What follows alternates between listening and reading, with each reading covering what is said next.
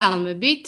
მინდა ძალიან დიდი მადლობა გადაუხადო კომპანიას, რომელმაც დღეს არაჩვეულებრივი საშუალება მოგცა, კერძოდ კომპანია სპრინდენტალმა გვესაუბრა ძალიან საინტერესო და მნიშვნელოვან თემებზე. ეს თემები ერთგვარად მნიშვნელოვანია როგორც ექიმის სტომატოლოგებისთვის, ასევე პაციენტებისთვის და დღეს ვისაუბრებთ ალერგიებზე, ალერგიულ გამოვლინებებზე.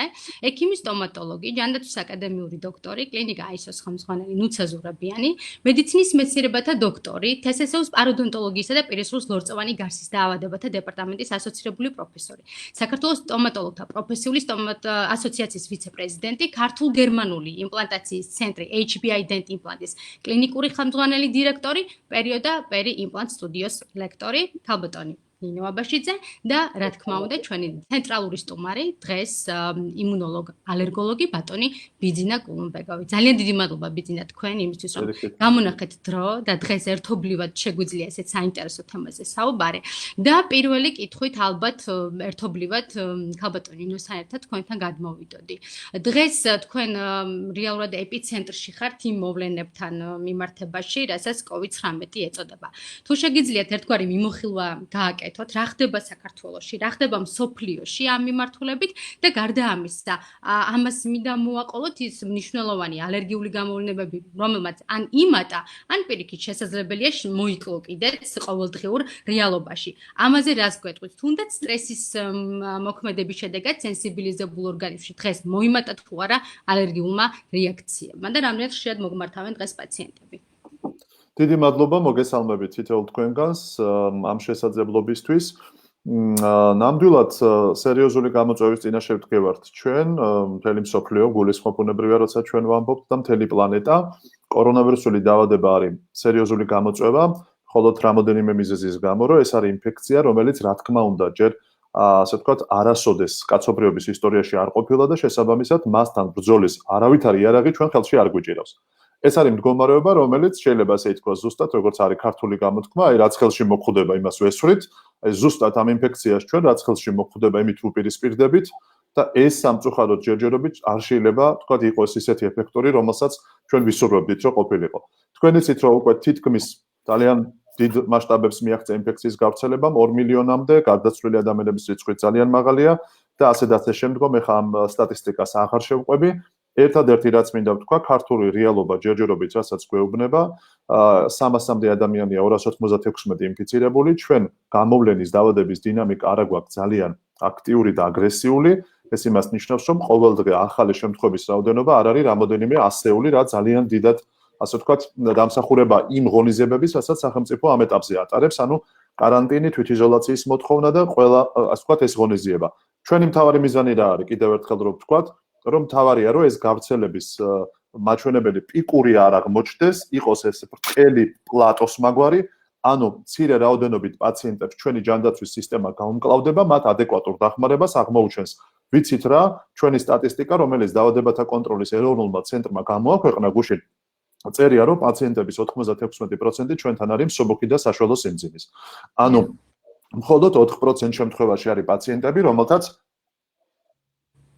ჭირდებათ თქვათ და მკურნალობენ ფილტვის ანთებით და სისტემური თქვათ სასუნთქის სისტემის ხელოვნური ვენტილაციური დახმარება. ეს ძალიან კარგია რომ დაავადება ესეთი მასშტაბით მიდის. ჯერჯერობით ჩვენ როგორც ვხედავთ, მსოფლიოში სიახლეები მედიკამენტებთან მიმართებაში გარღვევას მაინც ველოდებით. ამ რემდესივირი ცნობილი პრეპარატი აპრილის ბოლოს უკვე უნდა გამოქვეყნდეს რანდომიზირებული ორმაგი ბრმა კონტროლებადი კვლევის პირველადი შედეგები. საერთოდ კვლევები ამ ვირუსთან მიმართებაში უკვე უტარდება და ტარდება 400-მდე მსოფლიოში, მათ შორის 50-ზე მეტი რანდომიზებულია, დანარჩენი ინტერვენციული, დაკვირვებითი და მე ვფიქრობ ეს ინფორმაციული ნაკადი კიდევ უფრო იქნება ჩვენთვის დამაიმედებელი, რომ ჩვენ თავარია რომ პრეპარატები, რომელიც არ გვადგება, თუნდაც უარყოფითი დასკვნის კვლევები იყოს, გადავყრით ჩვენი პორტფოლიოდან და დავტოვოთ იმ წამლებს, რომელიც იქნება ამ ადამიანებისთვის სასარგებლო. ამიტომ ჯერჯერობით არის ის რაც არის, ჩვენ ახლა გვევალება სოციალური პასუხისმგებლობის მაღალი მასშტაბები, ჩვენ ვიცით რამოდენიმე წუთის წინ რომ თბილისი, ბათუმი, რუსთავი, ქუთაისი გამოცხადდა ჩაკეტილ ქალაქებად, ანუ ვერ გავალთ და ვერ შემოვალთ ამ ქალაქებში. ჩვენ ვფიქრობთ რომ ეს რელიგიური დღესასწაულებიც ყველას უდოცავ წინსწრებად შვიდობით უნდა გადავიტანოთ და ეს იქნება იმის საფუძველი, რომ ჩვენს ქვეყანაში ეს ინფექცია მალე დამარცხდება. კი ბატონო. იცით რა მაინტერესებს ბატონო ბიძინა? კიდევ ერთხელ უფრო მეტად კონკრეტული ვიქნები ამ კითხვასთან დაკავშირებით. აი ყოველდღიურ რეალობაში ჩვენ ვიცით რომ გეგმიური манипуляციის ჩატარების უფლება ექიმებს არ გვაქვს, ხო? თუნდაც იგივე კვლევების, მკურნალობის და ასე შემდეგ. დღეს თქვენთან კონკრეტულად პაციენტების რიცხვმა იმატა სტრესის ფონზე, თქვათ სენსიბილიზებულ ორგანიზმში ალერგიული რეაქციის გამოხატვის თვალსაზრისით, როგორ ფიქრობთ? ნუცა მე ესე ვიტყოდი რომ ჩემთან ბევრი ადამიანი წინსწრებად იყო ჩაწერილი, ეს ყველასთვის ცნობილია და უბრალოდ ამას ასე ვთქვათ ხაზგასმით ვამბობ რა თვალსაზრისით რომ პაციენტების თითქმის 70-60% გაუქმდა ეს წინასწარი ჩაწერები, ანუ ჩვენთან მკვეთრად შემცირდა პაციენტების მონადენი. მხოლოდ და მხოლოდ დავტოვეთ კვირაში 2 დღე, ისიც დავტოვეთ მხოლოდ ჩაწერილი ადამიანები დღის რაღაც მონაკვეთში. დანარჩენი დღეები ჩვენ კვირის განმავლობაში 5 დღე არ ვმუშაობთ. ამიტომაც ეს არ ნიშნავს, რომ ონლაინ არ ვეხმარებით, ძალიან ბევრი ადამიანი, როგორც თქვენ დარწმუნებული ვარ, წერენ ან წინა წელს ნამყოფები არიან, ეხა ალერგიის სეზონიც ახლოს არის და მოვიდა უკვე თითქმის მცენარეები აყვავდა და ხეებიც გაიშალა უკვე ჩვენს ქალაქში და ჩვენს ქვეყანაში. შესაბამისად, პაციენტებს ვეუბნებით, რომ ძველი დანიშნულება გაიმეორეთ, ზოგი თუ ბავშვი ასაკთან და წონასთან მიმართებაში ავაწონინებ ხოლმე, გადავათამაშებ ამ დოზებს, აი ამ რეჟიმში ვარ ძირითადად ჩართული. მინიმუმამდე არის ჩამოსული უშუალოდ აი face to face როგორც იტყვიან, პირდაპირ პაციენტის მოსვლა ჩვენს კლინიკებში და ზოგადად ეხა რო ვთქვათ, რომ რაღაც თქვა დაავადებების მკვეთრი მატება ან სტრესული ჭინჭრისციებების და ასე შემდგომ, ჯერჯერობით მაინც ესეთი რამ არ ფიქსირდება.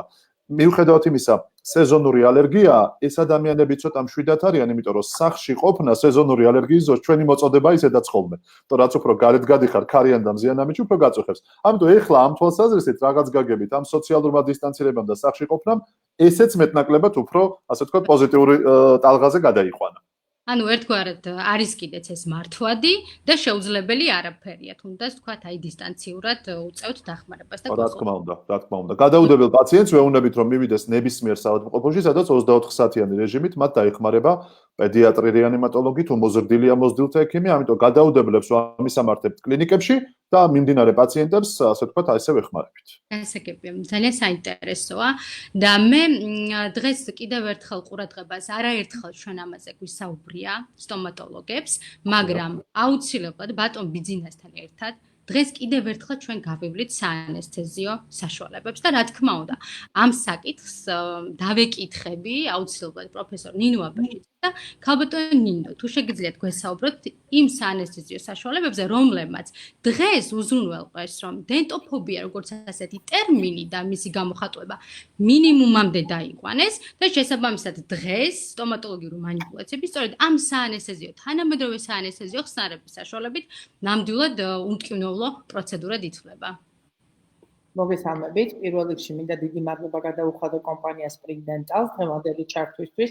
მადლობა ჩემს უმცროს მეგობარს ბიძინას, რომელიც მისი მოუცვლელობის მიუხედავად დაგვთანხმდა და მოიცალა ჩვენთვის სტომატოლოგებისთვის და მე მჯერა რომ დღევანდელი გადაცემა ძალიან ინფორმაციული იქნება თითოეული სტომატოლოგისთვის. ბატონი ბიძინა ჩვენთვის ძალიან სასარგებლო რჩევებს მოგვაწვდის. მართალია, ნუცა დენტოფობია სერიოზული პრობლემაა ჩემი თაობის ადამიანებისთვის და ჩემზე უფროსებისთვის და რევოლუცია მოხდა მაშინ, როდესაც აი სულ ჩემი ექიმობის გარიჟრაჟზე იყო მახსოვს სტუდენტობის დროს მოვესწარი რომ გარიჟხანოვან მჟავას ანჰიდრიდს თავდებდით არხში და პაციენტი ცალკე კიოდა და მე საშინელ დღეში ვიყავი, იმიტომ რომ ეს ამოქმედებდა ბოლომდე არ იწევდა დევიტალიზაციას ამ ნერვის და კივილით ვაკეთებდით ტყვის და რა ბედნიერება იყო.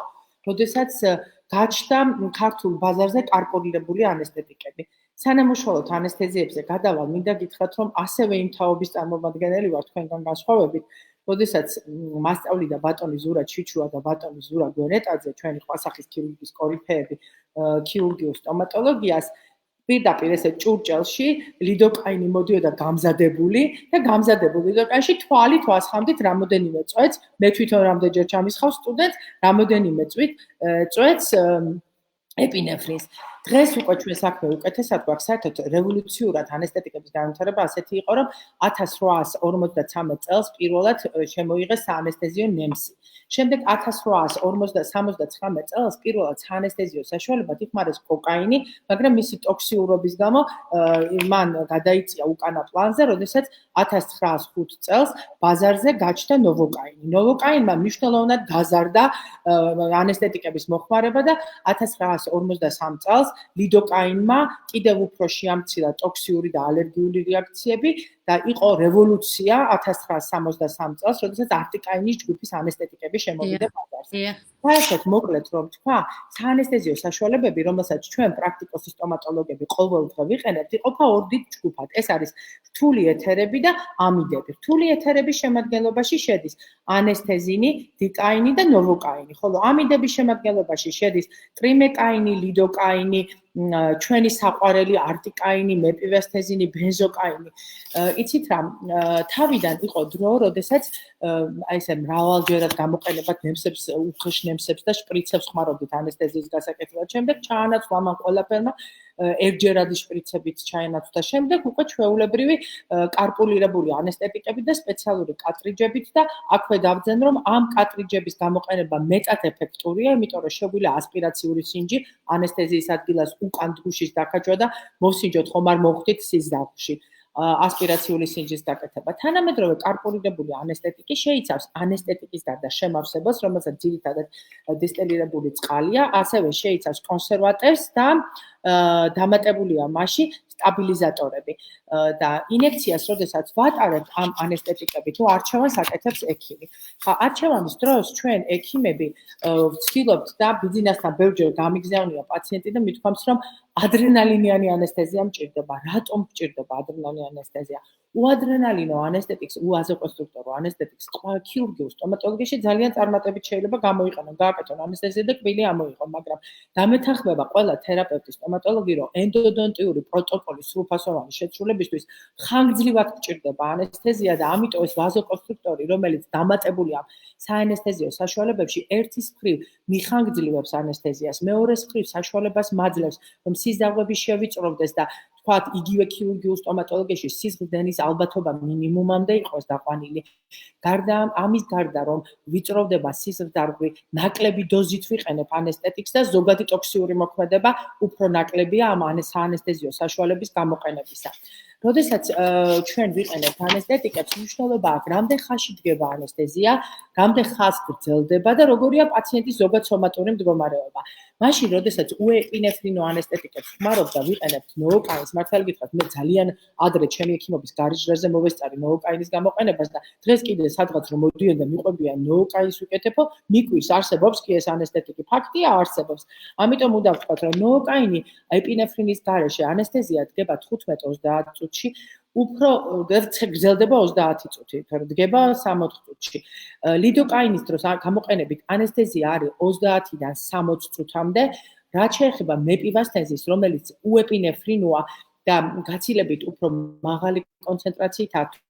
თუ ლიდოკაინი და ნოოკაინს 2%-იან ანესთეზიას ვიყენებთ, მეპივესთეზინის 3%-იან ანესთეტიკს ვიყენებთ და თავად მეპივესთეზის მცირედ გამოხატული უნარი აქვს სიზდაღთა შევიწროების და ანესთეზია უფრო ეფექტურია მაღალი კონცენტრაციის და სიზდაღთა შევიწროების გამო და პაციენტებში ჩვენ ბატონ თორნიკესთან ჰქონდა ჩართვა და გვეუბნებოდა, რომ არსებობს განსაზღვრული და პაციენტების ზოგად სომატური დაავადებით, ჰიპერტონული დაავადებით, მოციმცინი არითმიით, სადაც თავი უნდა შევიკავოთ ვაზოკონსტრუქტორების გამოყენებისგან, ასეთ შემთხვევაში მეპივესთეზინის გამოყენება უპრიანია ლიდოკაინთან და ნოვოკაინთან შედარებით. რაც შეეხება არტიკაინს, არტიკაინი უადრენალინო ანესთეზია იწყება და გრძელდება 60-90 წუთი, ხოლო ადრენალინიანი 120-360 წუთი 3 საათი.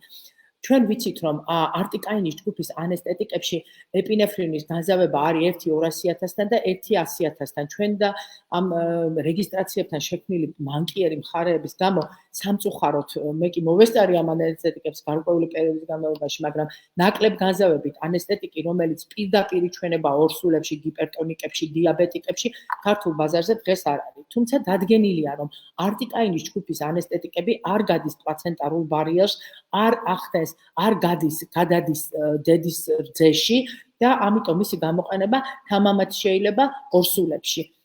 და კიდე რამე ანესთეზიებთან დაკავშირებით მეთქვა, რომ რა თქმა უნდა არსებობენ პაციენტები, რომლებიც არიან ალერგიულები ანესთეტიკებზე და მე 21 წელია ხელმძღვანელობ კლინიკას და 20 წელია დავწყნარდი, დავმშვიდდი, იმიტომ რომ აღმოვარჩინე ალერგოლოგიის და იმუნოლოგიის ცენტრი და ამაღლა შემიძლია თქვა, არავის არ ვიცნობდი ამ კლინიკაში, მაია გოთვა ხმაზე ვიცოდი, ხალბატონი მაია გოთვა და ერთხელ ტელევიზორში ხმა მომესმა დილით და ეკრანზე შევხედე, როგორია თქო. მე ძალიან მშვიდად ვარ, ყველა მიცის რომ მე თანამშრომლობ ამ არაჩვეულებრივი ცენტრის ექიმებთან და მე ისინი ზურგს მიმაგრებენ, იმიტომ რომ არ არის ჩემო მეგობრებო, ჩემო ძვირფასო სტომატოლოგებო, ჩემო ახალგაზრდა კოლეგებო, ჩვენი პრეროგატივა ალერგიული სინჯის გაკეთება. ბევრჯერ მყოლია პაციენტი რომ მეტყვის, იცით რა, მე არა ვალ ალერგიული, კარგად ანამნეზს რო შეაგროვებთ, მე მოგიყვებათ რომ ზეზე ალერგია აქვს, კვერცხზე ალერგია აქვს, ან კიდევ გეტყვით რომ იცით რა, მე მოგიწერთ ახლა ხელს თქვენ ისტორიაში და გამიკეთეთ ანესთეზია. შეიძლება ხელი მოგიწეროთ, მაგრამ იმ პაციენტს რამე რო დაემართოს, მე მორალს რა უყოს საკუთარს. ამიტომ მე პური უნდა გამოაცხოს, კარგი ნათქვამია. მე არც ერთ ჩემ პაციენტს, ვისაც ალერგიული ანამნეზი აქვს, ამ ცენტრის ექიმების დახმარების გარეშე უბრალოდ არ მომსახურები. და რატომ? ამაზე ბატონმა ბიძინა ვისაუბრეთ. კი ბატონო.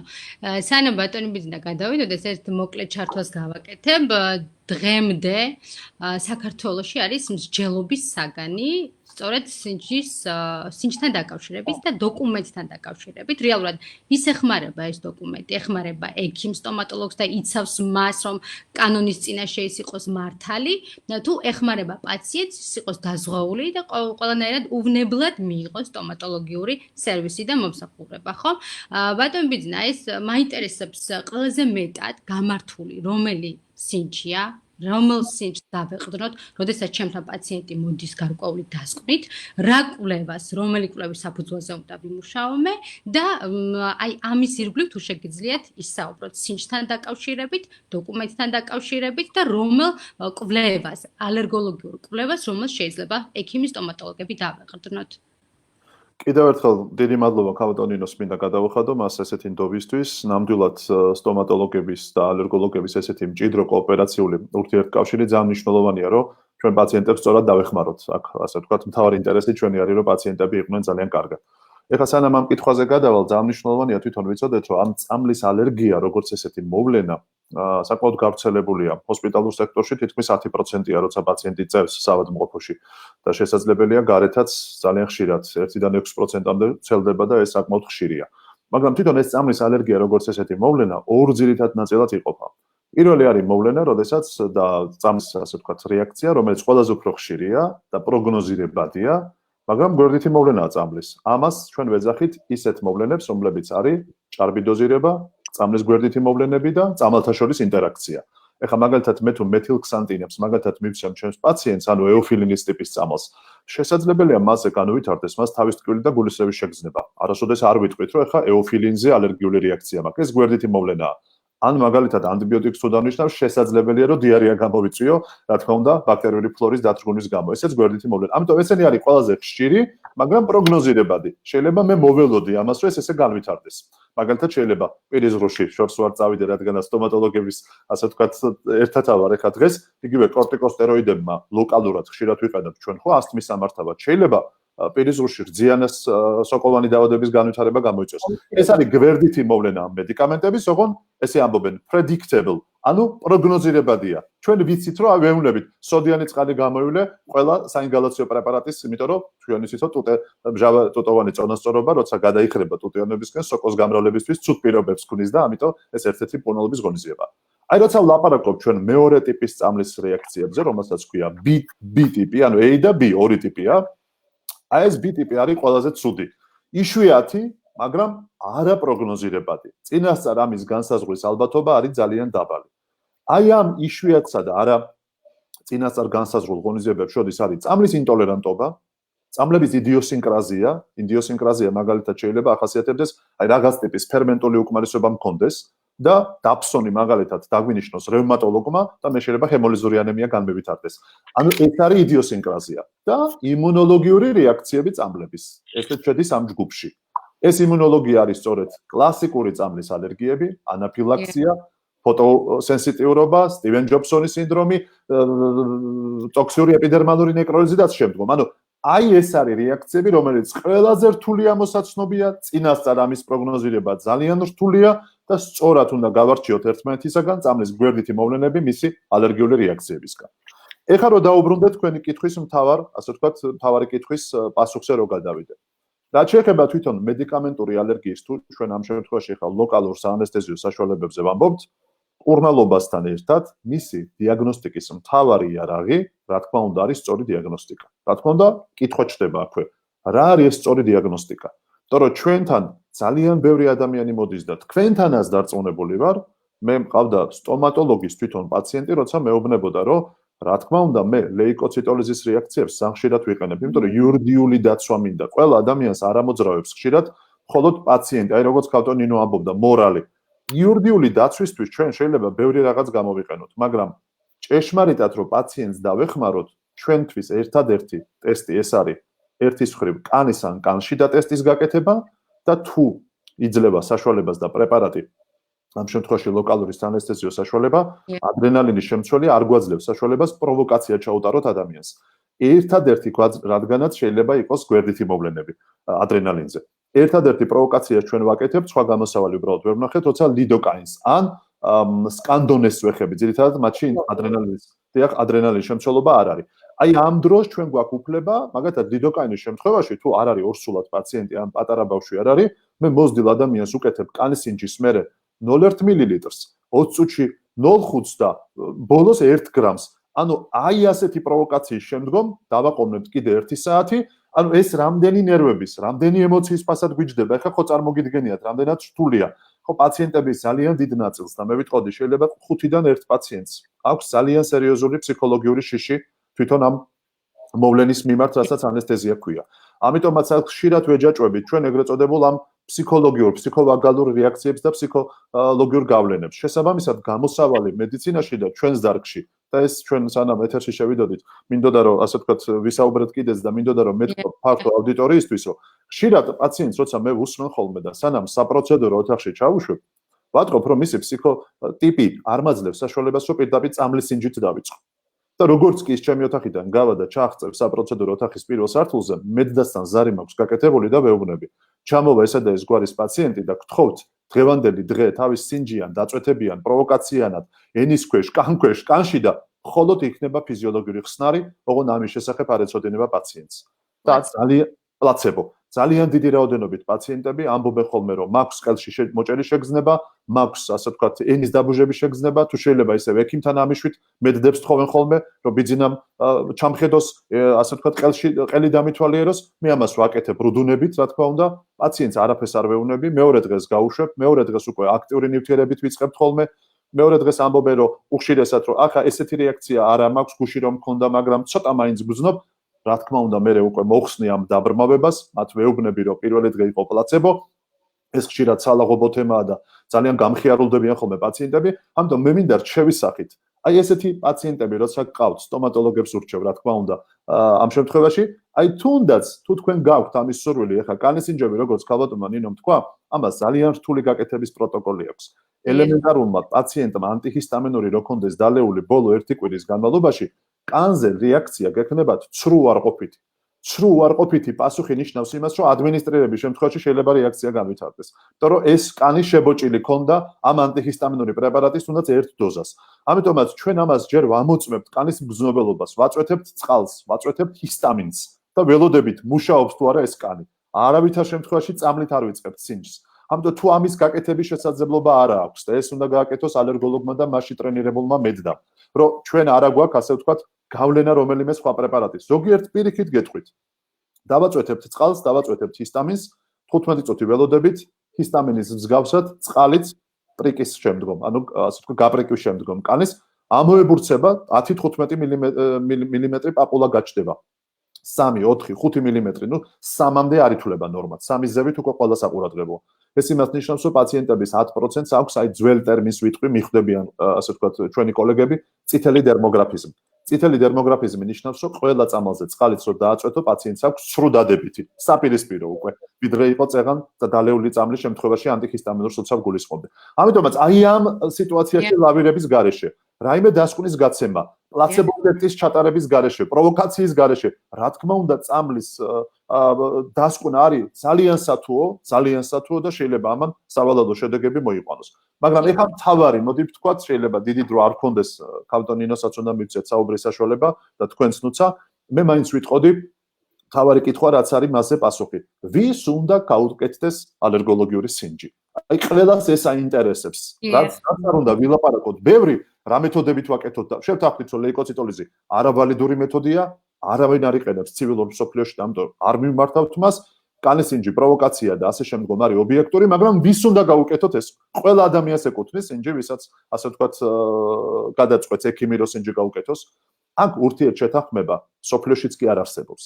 მაგრამ ჩვენ საქართველოში ალერგოლოგებმა და მეტნაკლებად ამ ვიწრო ჯგუფმა მაინც შევძელით ეს კონსენსუსი, თუმცა ამას არ აქვს ჯერ დოკუმენტის ფორმა, მაგრამ ალბათ გადაივლის ეს სიტუაცია ხა და ამასაც შევძლებ, რომ ეს დამტკიცდეს.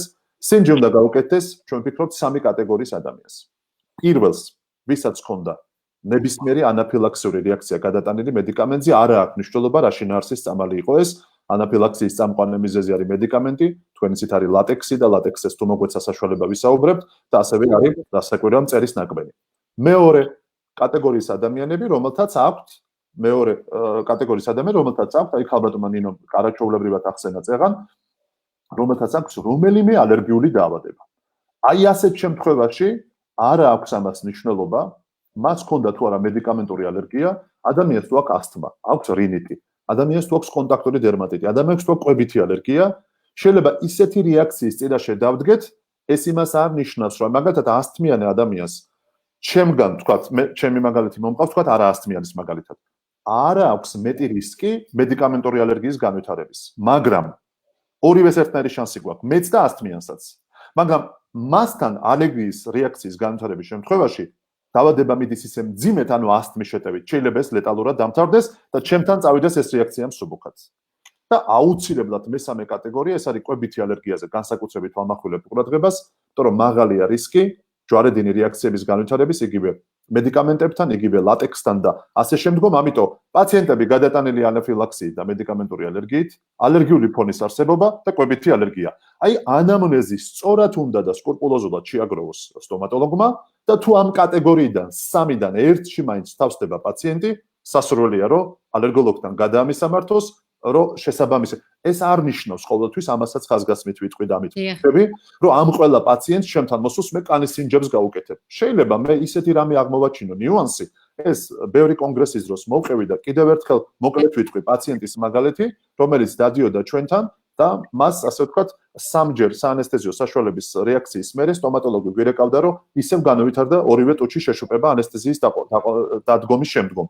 და ვიპოვნეთ, რომ ადამიანს ქონია კივის ალერგია 20 წელი, კივის ყველაზე დიდი ჯვარედინი რეაქცია აქვს და ბანანს ლატექსთან და ექიმი იატროგენულად თავისივე ხელთათმანით უშუპებდა ტუჩებს, არავითარ კავშირში არ იყო ლიდოკაინი, არტიკაინი და ასე შემდეგ. ამიტომაც აი ასეთ პაციენტს მე მხოლოდ გზაზე დავაყენებ, მას არ ჭირდება ანესთეზიის სინჯის გაკეთება. უბრალოდ ინფორმაცია ჩვენ გვათავისუფლებს ბევრი უბედურებისგან და ჭირისგან. ამიტომ დღეს ცოდნარი ინფორმაციის ტოლფასი. აი ეს მინდოდა ამ ეტაპზე რაც ითით როგორ არის ბატონ ბიძინა, მე და ჩვენ ძალიან ხშირად დღეს გვაქვს კონტაქტი ევროპელ და ამერიკელ კოლეგებთან. ისინი აღნიშნავენ, რომ თუ პაციენტს ანამნეზში არ აღენიშნება რაიმე ტიპის ალერგიული რეაქცია, არავითარ შემთხვევაში ჩვენ მას ალერგოლოგთან არ ვგზავნით. მაგრამ ჩვენს ქვეყანაში ეს ასე არ არის და როდესაც ვსვამთ კითხვას თუ რატომ, პასუხი არის ის, რომ პირველადი დახმარების ინსტიტუტი სტომატოლოგიის კლინიკებში არის ძალიან მძლავრად განვითარებული, შესაბამისად კანონი ჩვენ არ გვავალდებულებს ჩანასახშივე პაციენტს აქვს ალერგიული ფონი თუ არ აქვს, გავაგზავნოთ ალერგოლოგთან. ძალიან დიდი იმედი მაქვს, რომ საქართველოშიც ერთხელ და საბოლოოდ მივალთ იქამდე, რომ სტომატოლოგები ასე გიჟურად და ინტენსიურად არ გავაგზავნით ალერგოლოგთან კვლევაზე პაციენტს. ალბათ ქალბატონი ნინოს დამეთანხმება და ქალბატონი ნინო, თქვენგან მაინტერესებს პაროდონტის ქსოვილზე გამოხატვა, როგორ გამოიხატება ალერგიული რეაქციები, თუნდაც ანესთეზიო ხსნარებით, თუნდაც ლატექსის მოქმედებით და ასე შემდეგ. აი რა სიტყვით მადლობა შეკითხვისთვის, მაგრამ სანამ პაროდონტის ქსოვილებზე გადავალ, აქვე მინდა ანესთეტიკებთან საშუალო მიმართებაში საბოლოოდ დავამთავრო. მე ჩემს სტუდენტებს ხშირად ვეუბნები, სანამ იყიდით საბჟენ მასალას, სანამ იყიდით დანადგარს, აუცილებლად ჯერ მოამზადეთ პირველადი დახმარებისთვის საჭირო მედიკამენტები. ყავდეთ მედიდა, რომელმაც იცის ვენის აღება. აუცილებლად გაანაწილეთ თქვენი კლინიკის მედპერსონალი ასეთ შემთხვევაში პაციენტი როგორ უნდა მოიქცეს და მე მქონდა შემთხვევა ბატონმა ბიძინას და ჩემი პაციენტი იყო ასეთი, რომელიც საფრანგეთიდან ჩამოვიდა ჩვენთან კლინიკაში იმპლანტაციის ჩასატარებლად. ფრანგი კოლეგების მიერ იყო ეს პაციენტი მომზადებული ალერგიული ანამნეზის მქონე და როდესაც დავამთავრდა, მე რა დავამთავრა, იმპლანტოლოგმა დაამთავრა ოპერაცია. ქალბატონმა თქვა არაფერი ტკივილი გამოყუჩებელი არ მომცეთ, მე ჩემი მაქვს ჩამოტანილი არასტეროიდი, გადაყლაპა არასტეროიდი და 5 წუთში გაუვითარდა ყვინკე შეშუპება, თვალი ქონდა შეშუპებული. მერე ის პაციენტი ხანგრძლივად ბატონ ბიძინასთან მკურნალობდა. ამიტომ მე მაინც იმის მომხრევა, რომ ალერგოლოგთან პაციენტი ხშირად უნდა გავგზავნოთ, თუ არ ვიცით მისი ანამნეზი კარგად. და ასევე ბატონ ბიძინას მინდა ერთი კითხვა დაუსვა, სანამ პაროდონტის ქსოვილებზე გადავალ. მე უფრო მეშინია შენელებული ტიპის ალერგიული რეაქციის. როდესაც პაციენტი ოდესღაც იყო ჩემთან, გაუკეთი ანესთეზია და რამდენიმე წლის შემდეგ დამიბრუნდა. და აქვე კიდე ერთი პატარა შეკითხვა ბატონ ბიძინა უცებ მომივიდა ახლა ეს თავში. ჩვენ ხო გვყავს ძველი პაციენტები, ვინც წლების წინ გაიკეთეს გამოკვლევა საანესთეზიო საშუალებებზე. აი, რამდენი წლის განმავლობაში შემილია დავეყდნო ისევ ამ პასუხს. რამდენ ხანში უნდა გამოუშვა ისევ თქვენთან ასეთი ალერგიული ანამნეზის მქონე პაციენტი კვლევაზე საანესთეზიო საშუალებებზე. დიდი მადლობა ამ კითხვისთვის, კალბატონ ნინო. ყოველთვის მეკითხებიან და ჩვენ გვეკითხებიან პაციენტები, როცა ჩვენი კაბინეტიდან გადიან, რომ რამდენი ხანი არის ვალიდური ეს ტესტი, რომელიც ახლა ხელში მიჭირავს, თუ ასე ვთქვათ, ეს ახლა დღეს ჩავიტარეთ, ვთქვათ, რამდენი ხანი იმოქმედებს. რა თქმა უნდა, აქ ახლა დაბეჭდებითი პასუხი და რაიმე მზა რეკომენდაცია არ არსებობს, თუმცა ძირითადად აი ჩვენი კოლეგების, უცხოური კოლეგების გამოცდილებით, თუ პაციენტს რაიმე ვთქვათ, ჯანმრთელობის სერიოზული პრობლემა არ დაემართა სინჯისმერი, არ დაჭირდა დიდი რაოდენობით მედიკამენტები, არ დაჭირდა სტაციონარობა და ასე შემდგომ, ან არ განუვითარდა, მე ვეუბნები ხოლმე, რომ დღეს გაკეთებული, ვთქვათ, წამლის სინჯი, თუ ერთი კვირის შემდგომ თქვენ გექნებათ, მაგალითად 1 კილო მარწყვის მირთმევის შემდგომ ჭინჭრისიება, შეიძლება აი ამ რეაქციის მერე უკვე ამ სინჯმა თავისი ვალიდურობა დაასრულოს. ამიტომ თუ ყველაფერი მშვიდობით ვითარდება და არავით არის ესეთი რაღაც ძვრები ჯანმრთელობის მხრივ ადამიანს არ ემართება და განსაკუთრებით ალერგოლოგიური, 1 წელი მაინც იმუნოლოგიური მახსოვრობა ეს სიკეთის თვალსაზრისით ამ სინჯს შენარჩუნებული აქვს, ამიტომ ძალიან სწრაფსაბად ამის გაკეთების აუცილებლობა არ არის. რა თქმა შენელებული ტიპის ალერგიულ რეაქციებს? რაც შეეხება შენელებული ტიპის ალერგიულ რეაქციებს, ეს რასაკვირველია, ძალიან მნიშვნელოვანია, იმიტომ რომ ალერგიული ტიპის რეაქციები თვითონ ჩვენ ვიცით, რომ ჯერ კიდე 63 წელს გელისა და კუმსის მიერ იქნა კლასიფიცირებული და ალერგიული რეაქციის 4 ტიპი გამოყვეს მათ. პირველი ტიპი არის ის რეაქციები, რომელსაც ჩვენ ვეძახეთ სწრაფ და დაუყოვნებელ რეაქციებს. ეხლა პირველი ტიპი რატო არის ყველაზე საშიში, იმიტომ რომ ვითარდება სწრაფად და შესაბამისად რეაგირების სწრაფის თვალსაზრისით ძალიან მცირე დრო აქვს ექიმს, რომ პაციენტს სწორად დაეხმაროს. ეს რეაქციები არის ჭინჭრისიება, კვინკე შეშუპება და რა თქმა უნდა, თუ გენერალიზირება მოხდა, ესეც ძალიან მნიშვნელოვანია და მინდა მეთქვა ერთი ხაზგასმით, რომ ხშირად ანაფილაქსიური შოკი მაინც ადამიანს თუნდაც დიაგნოზის დაწერისას, არა მარტო სტომატოლოგებს და ალერგოლოგებს გვეხება, ვთქვათ, ER-ში მოხვდა პაციენტი. ხშირად არის ესეთი შემთხვევა, რომ მაინც ადამიანს გონების დაკარგვად აღიქმება და ასე ვთქვათ, ცნობიერების დაკარგვად ანაფილაქსია. ანაფილაქსიას აქვს ბევრი გრადაციანუ ხარისხი. ანაფილაქსიური რეაქცია ითვლება მარტივად რო ახსნათ, ჭინჭრისიება და კვინკე შეშუპება და პლუს ერთი რომელიმე ორგანოს თანამონაწილეობა. მაგალითად, თუ მე მაქვს ჭინჭრისიება და კვინკე და ამავე დროს მუცლის ტკივილი და გულისრევა, ეს იმას ნიშნავს, რომ მე უკვე ანაფილაქსია მაქვს. მე თუ მაქვს, თქვათ, იგივე წნევის ციფრების ჩამოქვეითება, ან კვინკესთან და ჭინჭრისიებასთან ერთად მსტვინავი ხასიათის სუნთქვა, ანუ ვიზინგი. ეს იმას ნიშნავს, რომ ანაფილაქსია მაქვს. აი მეოთხე ხარისხის ანაფილაქსია არის, როცა უკვე პოლიორგანული უკმარისობა, ჰიპოტენზია და ადამიანი გონებას კარგავს. ამიტომ ანაფილაქსია არის კანის ალერგიული რეაქცია პლუს რომელი ორგანოთა და სისტემის მონაწილეობა. ეს არის პირველი ტიპის რეაქცია. აი რაც შეეხება მეოთხე ტიპი, მეორე და მესამე, მოდი გამოვტოვოთ, ეს უფრო მედიკამენტური ალერგიის, უფრო ანტიბიოტიკებთან შეჯაჭვული რეაქციებია. მეოთხე ტიპის რეაქციები არის რეაქციები, რომელიც არის დაგვიანებითი, ანუ დაყოვნებული, მასში ჰუმორული იმუნური სისტემა არ მონაწილეობს, ანუ ეს არის უჯრედული ტელიმფოციტების განპირობებული ალერგიული რეაქციები და აი ბევრი კვლევა გუშინაც სანამ ჩვენი ასე ვთქვათ ლექციის ამ ძირითად სამზადისში ვიყავით სამნი ჩვენ რაღაცებს ვეცნობოდი და ერთი კვლევა ვნახე, სადაც 134 პაციენტი იყო განხილული და ამ 134 პაციენტს ჰქონდა ასე ვთქვათ მედიკამენტური ალერგიის ეს ფორმები სტომატოლოგთან მისვლის შემდეგ რასაკვირველი არის საუბარი. აი ამ 134 პაციენტიდან აი 25.6%-ს მე ამოვიწერე კიდეც. ჰქონდა ხეილიტი და პერიორალური უფრო მოგვიანებითი ტიპის ალერგიული რეაქციები ამა თუ იმ სტომატოლოგიურ პროცედურებზე. 15.7%-ს ჰქონდა პიროზღვის წვის სინდრომი, გამოწვეული ამ რეაქციების ტიპზე. აი 14-ს ჰქონდა ლიქენოიდური რეაქცია. ასევე ჰქონდა ოროფარინგიალური გრანულომა 10.5%, 10.7%. აი ძირითადი რეაქციები ეს მოგვიანებითი და არა ბევრი უფრო მეტად ხდება ამ სიტუაციაში, ვიდრე ხდება სწრაფი და დაუყოვნებელი. სწრაფი ტიპის რეაქციებს, როცა ჩვენ ვეხებით სწრაფი ტიპის, მაინც უნდა ვთქვათ, როგორი ტიპის რეაქციებია. ეს წამყვანი რეაქციები თვითონ განსაკუთრებით საანესთეზიო საშუალებები აქვს ყველაზე მნიშვნელოვანი, ასევე ანთების საწინააღმდეგო არასტეროიდები და ანტიბიოტიკები. სწრაფი ტიპის რეაქციებიდან ჩვენ გვხვდება რასაკვირველი რადგანაც ნემსთან აგვაქვს საქმე ლოკალურ საანესთეზიო საშუალებების დროს ფსიქოლოგიური, ვაზოვაგადური, სინკოპე და ბოლოში დგას ალერგიული ჭეშმარიტი რეაქცია. პაციენტს, რომელსაც განუვითარდება გულის წასვლა თუნდაც და ცნობიერების დათქვეითება, ამ დროს თქვენ მოახერხებთ, აი როგორც ქალბატონმა თქვა, სწრაფად თქვა, წნევის გაზომვას, პირველადი ღონისძიება და ნახულობთ, რომ პულსი პირიქით პაციენტს აჩქარებული აქვს და წნევა ჩვეულთან შედარებით მომატებული აქვს, ეს არავითარ შემთხვევაში წამლის ჭეშმარიტ რეაქციად არ განიხილება. წამლის ჭეშმარიტი რეაქცია ყოველთვის არის პულსის გაიშვიათება და აქამდე სანამ მივა საქმე წნევის ჩამოწევა მაინც ქვედა ციფრებისკენ. კანზე აუცილებლად გამონაყარიან კვინკეს შეშუპება. კანის რეაქცია თუ არა აქვს პაციენტს ეს ჭეშმარიტ ალერგიად უკვე არ განიხილება.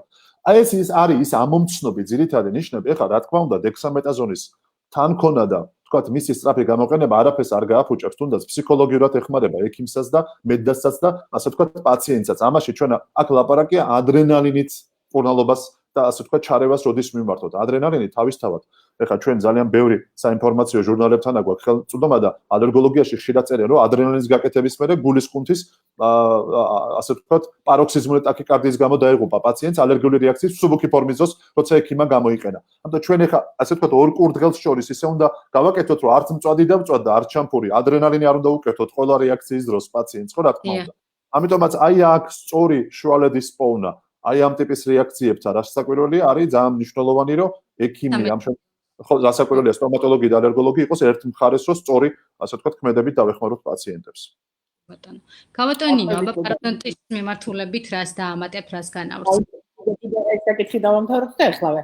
აქვე ვიტყვი ბანონ, რომ ხშირად პაციენტს არაფერს არ უკეთებს ახალგაზრდა კოლეგების გასაგებად და დაждდება სავარძელი და გეგონება ჭინჭრისციება არ დაფოთლავს. ეს არანაირი კავშირი ჭინჭრისციებასთან არ აქვს, ეს არის მისი ნერვული სისტემის აფორიაქების შედეგად გამოვლინება და ბარემ თქვათ, ნუცა და მე საუბრობდით ამაზე აუცილებლად, დექსამეტაზონი და სუპრასტინი. ავდა პაციენტი, რომელიც ჩემი და ქალბატონი ნინო ლომიდის პაციენტია და შემოვიდა დაждდა და მითხრა განათლებით ექიმი. მე იცოდე, რომ ანაფილაქსია დამემართა დექსამეტაზონზე. და არიან პაციენტები, რომელსაც ანტიჰისტამინურ პრეპარატებზე აქვს ალერგია, ბატონო ბიძინა, ამასთან დაკავშირებით რას ვეთქვით? საბედნიეროდ ასეთი ტიპის პაციენტები არიან თითზე ჩამოსათვლელი რასაკვირველია. ეს არ არის დიდი რაოდენობით პაციენტები, თუმცა ყველა ანტიჰისტამინურ პრეპარატს ერთხელ არ დამავიწყდება. არ დამეზარა შვილო, ერიუსი გამომიწერეთო, ჩვენ ახლა რეკლამას არ უკეთებთ არც ერთ წამალს. ნუ დეზლორატადინიო მითხრა, დიდი ღომში ვცხოვრობო და წამალი რო ვიყიდე და ანოტაცია წავიკითხე, არ დამეზარა და უკან მოგიბრუნდი სამსახურშიო და. შემოგძანდით გოუთხარი ამ ქალს 60 წელს გადაცილებული ქალბატონი იყო. აი მე ჩავხედეო და ერიუსის ანოტაციაში წერია, რომ ამან შეიძლება მე ანაფილაქსიური შოკი და კვინკეს შეშუპებაც კი დამმართოსო. არც ერთი ქიმიური ნივთიერების მიმართ ალერგიული რეაქციის კარდინალურად და 100%-ით გამორიცხვა შეუძლებელია. ამიტომ რა თქმა უნდა, ოღონდ საბედნიეროდ ეს არის კიდევ ერთხელ ამბობ, ექსტრემალურად იშვიათად. ესეთი პაციენტები არის. რა თქმა უნდა არის, ესეთი პაციენტები ჩვენ სახელებით და გვარებითაც კი გვახსოვს. მაგრამ ხო, ასე ვთქვათ, საბოლოო ჯამში ამის გამორიცხვაც კი არ შეიძლება. მე ამას ხშირად არგუმენტად ვიყენებ ხოლმე, რომ მეუბნები, რომ წამალი რომელიც შეიძლება სამკურნალო წამალია ნომერ პირველი, ისიც კი გახდეს თქვენი რეაქციის საფუძველი. ამიტომ ყველაფერს უდგებით ფრთხილად და რაციონალურად. ბატონო, ასეა ნამდვილად და მეც კი მყოლია ასეთი პაციენტი, ჩემს 12 წლიან პრაქტიკაში 2 აი ასეთი პაციენტი, ხო იშვიათია, მაგრამ 2 მე მაინც შემხვდა, რომელსაც დექსამეტაზონზე ქონდა ალერგია, მაგრამ აქვე ანამნეზში აღნიშნავდნენ, რომ სუპრასტინზე ისინი, თქვათ, არ იყვნენ ალერგიული და ასეთ შემთხვევაში გამოგვეყენებინა სუპრასტინი. აი ეს ანტიჰისტამინურზე მინდა კიდევ თქვა ამ რეაქციის დროს, ეხლა შეიძლება ჩვენ ბოლომდე რეაქციის დადგომისთანავე ფორს მაჟორი და სწრაფ სიტუაციაში ბოლომდე ეხა ეს სათქმელა ძალიან ადვილია რომ პულსი აქვს, წნევესი აქვს, მაგრამ აბა ეხა წარმოიდგინოს თითოეულმა ჩვენგანმა ჩვენს თვალწინ რაღაც რო ემართება პაციენტს, შეიძლება ეს ყველა პარამეტრი ესე თქვა თვალწინ არ დაგიდგეს. იქ არის ძალიან სწრაფი სიტუაციები. ამიტომ ერთადერთი მაინც მინდა ვთქვა, რომ ხშირად ნამდვილი ალერგიის დროს, რადგანაც არის წნევის ვარდნა და ეს სწორედ ქმნის ასე თქვა დიდ რისკს გონების გაკარგვის და თქვა ამ პერფუზიის დარღვევის თავის ტვინში. სასურველია, რომ პირველი თაობის ანტიჰისტამინურები პირველი დახმარების პრეპარატებად არ იყოს გამოყენებული. იმიტომ რომ იგივე სუპრასტინს, ანუ ქლორფერამინს და იგივე ვთქვათ ტავეგილს, კლემასტინს და დიმედროს, ვთქვათ დიფენჰიდრამინს აქვს შესაძლებლობა, რომ წნევა კიდევ უფრო დაუქვეითოს პაციენტს. ამიტომ ასეთი რეაქციის დროს დიახ, მნიშვნელოვანია, რომ უფრო დექსამეტაზონი და რასაკვირველია ადრენალინი როგორც არჩევის პრეპარატი. კი ბატონო, ქალბატონინო, განვავრცელოთ. მეორე სტომატოლოგი ელოდება ამას პაროდონტის ქსოვილზე რა ტიპის ჩვენ ვიცით და მე ამ დღეებში ჩართვებში ბევრჯერ მომიწია ამაზე საუბარი, რომ ევროპერიოდ 9-ზე მიიღეს ახალი კლასიფიკაცია პაროდონტისა და პერიიმპლანტის დაავადებებისა და მდგომარეობების კლასიფიკაცია, სადაც შეტანილია მთელი რიგი ალერგიული დაავადებები ამ კლასიფიკაციაში. პირველი ეს არის პაროდონტის ჯანმრთელობა, გრძილის დაავადებები და მდგომარეობები, ქვეთავში ესე იგი, ქვეთავში გრძილის დაავადებები არ არის გამოწვეული კბილის ბალთით, ცალკე გამოყოფილია კიდე პატარა ნაწილი ჰიპერალერგიული რეაქციები, ჰიპერგრძნობელობის რეაქციები და ეს არის კონტაქტური ალერგიული სტომატიტი, ეს არის მრავალფორმიანი ერითემა და პლაზმურჯედული გინგივიტი. ჯერ მოდი ამ თემაზე ვისაუბრებ ბატონ ბიძინასთან ერთად და მერე გადავალ შემდეგ ნაწილზე. ანუ გასაგებია კონტაქტური ალერგია, კონტაქტური ალერგიული სტომატიტი ძირითადად კატარული გამოხატულებისაა პირის ზღუში. ჩვენ შეიძლება საკუთარ სავარძელშიც დაგვემართოს ეს ნებისმიერი სააპლიკაციო საშუალების გამოყენებისას. ძირითადად პაციენტები უყვებიან ამ ყველაფერს თვითნებურად თავისით რომ იმართავენ მედიკამენტოზულ მკურნალობას, რაღაცას იყიდიან აფთიაქში, ვიღაცა მურჭია, წაისვა, ან ეს გამოხატულია სხვადასხვა კბილის პასტების გამოყენებით. აქვე ვიტყვი რომ კბილის პასტები, რომელიც დამზადებულია ბალახეულ ექსტრაქტებზე და იმ პირებს, რომელთაც აქვთ ბალახზე ალერგია, ძალიან დაწვრილებით უნდა გაეცნონ ამ პასტის შემადგენლობას და არ გამოიყენონ ასეთი პასტები ყოველდღიურ ცხოვრებაში. ჩემი შვილი, ბატონი ბიძინას მრავალწლიანი პაციენტია, ძალიან ალერგიულია და ერთ დღესაც ჩამოვიდა და ერთ-ერთი პასტის, ახლა არ დავასახელებ, ამ პასტის ბრალი არ არის, ეს თათას ალერგიულობის ბრალია, კვინკე შეშუპება დაემართა ჩვეულებრივად სახლში ერთ-ერთი მორიგი პასტის გამოყენების დროს. ამას ახლა ბატონი ბიძინა ალბათ ჩემზე კარგად იტყვის. დიახ, ნასაკვირველია კონტაქტური ალერგიები და არა მარტო, შეიძლება ესეთი სწრაფი და დაუყოვნებელი ტიპის კვინკე შეშუპებაც კი შეიძლება განვითარდეს, ამიტომ როდესაც ალერგიულია პაციენტი და ატოპიურია, ანუ ატოპია ნიშნავს, როცა ალერგიისადმი განწყობა აქვს, ანუ ადამიანს. შესაძლებლობა არის, რომ ასეთ შემთხვევაში ყველა ამ ნივთიერებაზე იყოს რეაქცია განსაკუთრებით ეს კბილის პასტები თუ მოვლის საშუალებები, ყველა ქიმიური ნივთიერებების ერთობაა. მით უმეტეს თუ ბუნებრივ დანამატებს შეიცავს და ადამიანს აქვს სეზონური ალერგია მცენარების მიმართ, აქ 1-2 რისკი იზრდება. ამიტომ ყველა ამ პასტის შემადგენლობა ძალიან მნიშვნელოვანია, თქვა პირველ რიგში იცოდეს ექიმმა, ვინც ურჩევს პაციენტს და მერე პაციენტის თქვა ყურადღებით უნდა იყოს, თუ ის ამას ასე თქვა თვითონ შედის და ეხა ფარმაცევტების იმედი თქვა ამ ხრი ბოლომდე ვერ გვექნება, რომ დეტალურად გააცნობენ. თქვა, იმიტომ რომ მათაც ბევრი საქმე აქვს და ეხა ამისთვის არავის არ ცალია აფთიაქში, რომ ეს ანოტაციები წაიკითხონ. აი ჩვენ როცა ვნახულობთ თქვა თვითონ სხვადასხვა სტატიებს კბილის პასტასთან დაკავშირებული რეაქციები, ეს ჰიპერსენსიტიური რეაქციები, ბევრი ნივთიერებებია, რომლებიც შეიძლება ითქვას, ასე ვთქვათ, აი ტოპ რამოდენიმე ნივთიერებას წავიკითხავ მე, რომელიც შეიძლება იყოს ალერგიული რეაქციის გამომწვევი კბილის პასტაში. ეს არის პირველ რიგში ეგრეთ წოდებული ფლავრები, ანუ გემოს მიმცემები და ასე ვთქვათ, აი ამ არომატიზატორები, რომლებიც ემატება. ყველაზე ხშირად ალერგიული რეაქციები სწორედ მათზეა, როგორც ჩანს. შემდგომ არის პროპილენგლიკოლი, შემდეგ არის სხვადასხვა ესენციური ზეთები, ასევე ვიტამინები, E ვიტამინი განსაკუთრებით, პროპოლისი, ჩაისხის ექსტრაქტი, ანუ ამ ტიპის ნივთიერებები მსოფლიოში თუ შემადგენლობაში შედის კბილის პასტების, აღმოჩნდა, რომ ყველაზე უფრო ხშირად იწვევენ ამ ტიპის რეაქციებს, განსაკუთრებით დაყოვნებითი ტიპის, როგორც არის ეს ლოკალური, თქვა, კბილის ზღუში გამოწვეული, თქვა, დერმატიტები, კონტაქტური და ასე შემდგომ, რომელსაც შემდგომ გავდო ნინო დამეთახმება, რამოდენიმე კვირიანი და ხანდახან თვიანი მკურნალობაც კი ჭირდება, ამათი ძალიან სწრაფად მორჩენა, ძალიან რთული საკითხია. ამიტომაც ალერგიულმა ადამიანმა უნდა მიაქციოს აი ამ შემადგენლობას ყურადღება და გონიერდა კარგ სტომატოლოგთან ერთად უნდა აირჩიოს სწორი, ასე ვთქვათ, კბილის მოვლის საშუალებები. გასაგებია.